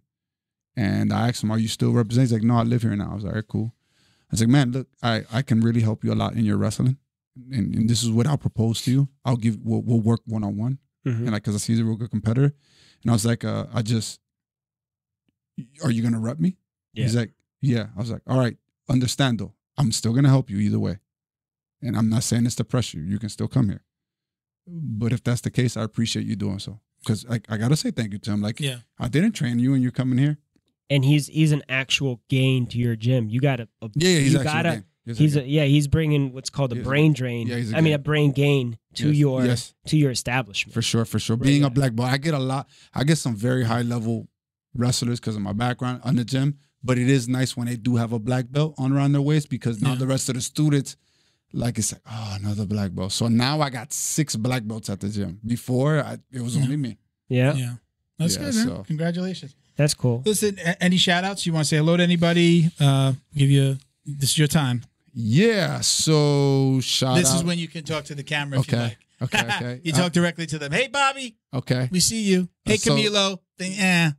Shout out to the city of Miami Beach. They're the ones who made this Miami martial arts possible. They've given me full roam reign over city of Miami Beach, and we running all our programs through the rec center. And this is why I'm able to either we sponsor first responders. They train free. All right. Very nice. But what I do is to make sure I don't give up too many spots in my classes. It's 5 spots on a 3-month recurrence. So after 3 months, I just got to, whoever's reapplying for the sponsorship can go all first responders, police, and then 5 sponsorships to inner city kids or kids that need help. Okay. Tag us if you got some stuff posting online. Tag us. Make sure that we know about it so we can repost it. Thank you. For sure, yeah. So yes, thank you, City of Miami. Shout out to them. Shout out to Black House, Miami Beach. Well, let's say Black House, California, for believing in the dream. It happened, you know. And you're at Black House Miami Beach, right, on Instagram? Yeah, both, and Miami Martial Arts. At Miami no underscores, Martial no nothing. Miami Martial Arts. Yeah. Okay. Miami Martial Arts. And guys, it's we got over 200 students now. Most of them are kids. Very good. And it's you know, come check us out. We're not gone. We're right across the street from our old location as well. Yeah. So we're 2 blocks from the beach. Where's that at? 72nd Street in Abbott, right on Miami Beach. What's the exact address? Tell them, because people 501 72nd Street, Miami Beach. We're inside the rec center. And cool. Yeah, guys, thank you to both. You know, it wouldn't have been possible. You know, I thought the jiu-jitsu world was a goner for me. Yeah. And it's become big. 200 students strong. We're growing. We're planning to hold jiu-jitsu events. Like I said, I sponsor. So you guys got any first responder friends? Very cool. Tell them to come by. Man, we got so many firefighters and LEOs in my gym. And thank you for joining us. Thank you for coming. I know that we tried. Yeah. We had spoken once or twice to get you on, and then Drew reminded me. I said, "Yeah, like, hey, yeah, awesome. we have it before I was doing it. Now we have a booking manager that does it. So Britt, shout out to Britt. So I don't think we shouted her out earlier. Thank you, Britt. So now it's a little easier for me. It took something off my plate. Doing this with Bo and getting it, you know, posted and all, it was very difficult. And then you're also booking the guests, so she does it. So it's really nice, and she is super helpful. So it was easy to. Yeah, you want to, you know, Drew tells me he wants to, you know, that he's got somebody that should be on the podcast. And it's also awesome to have somebody live. Like, this is way better than this was the original format, was, you know, in studio. We went to Zooms because of COVID. Yes. So anyway, but thank you for coming in, bro. We appreciate it. Appreciate you guys. Thank you. It was very professional. Little bit of housekeeping, right? So don't forget, guys, if you buy anything from any of our sponsors that we spoke about here today, send a proof of purchase. You can DM us on Instagram or send it to us at info@jujitsudummies.com. Let us know. You're going to go into a raffle for up to $200 in jiu-jitsu swag. So it's going to be like podcast gear, some stuff from our sponsors. What did I say? 200. 250. It's 250. It's 250. I'm sorry if I said 200. It's $250 worth of jiu-jitsu swag. Again, podcast stuff, mugs, T-shirts.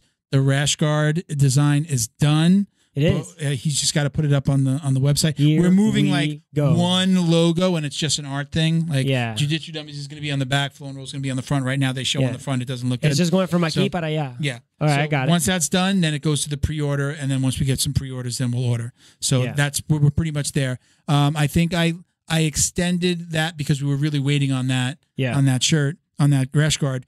I think the post that we're putting out for the giveaway is like, we're going to award it by the end of October. That's plenty of time to officially award it. We'll either have them in hand or they'll be on the way. Yeah. And we'll choose a winner. And might have to do more than one winner because we made people wait for so long. So maybe we sure did, Mysterious Milton. Yeah, you can literally go back like 100 gajillion episodes, and every single one he's like, "We got a rash guard coming." You know what? Part of it was we did a really cool rash guard design, and it was. Can you even post a picture of it yet? We were doing it, and that Uvalde shooting in Texas happened. Yeah, and it was very much a. There was a military influence. There was a military aspect to it, and it showed bullets, and there was guns on it. Now that we hadn't finalized the design, there's Full Metal Jacket. Immediately we took off the guns. Even with it, we didn't even have to see the shooting, but the artist put guns on it because of the front part, which was like the helmet from Full Metal Jacket, and it says like "Born to Kill," and then there are bullets, and we were like, "Yeah, this is insane." Then we took the bullets out, and then it's like, but it doesn't make sense and then we just changed it. We always called it the Peace Love. We say Peace Love Jiu-Jitsu at the end of the episode, so it was always the Peace Love Jiu-Jitsu rash guard. So it had elements of peace symbol, Jiu-Jitsu. Now there's a shark on it, and like just the elements that mean those three things. So it's a much better design, and you have the floor is without the bullets. But it happened right at that Uvalde, so that we had the design close, and then we were like, yeah, this is good. This just doesn't work for us, and we went a whole other route. So it extended the design time. We had to kind of start from the beginning again. Honestly, I just think it's like you've been here now, and Milton's a very professional dude. And he'd rather take forever and do something the way that he really, really likes it. That's honestly what it is. Like, I don't have the knack like you do. I'm a perfectionist in that regard. I mean, the thing is, I'll put out some bullshit. You could look at it. I could still look at it and be like, oh, we should do that. I could look at it forever and it'll never come out. You still pick it apart, yeah. It came out really, really good. It had all the elements. The designer did everything that we wanted to.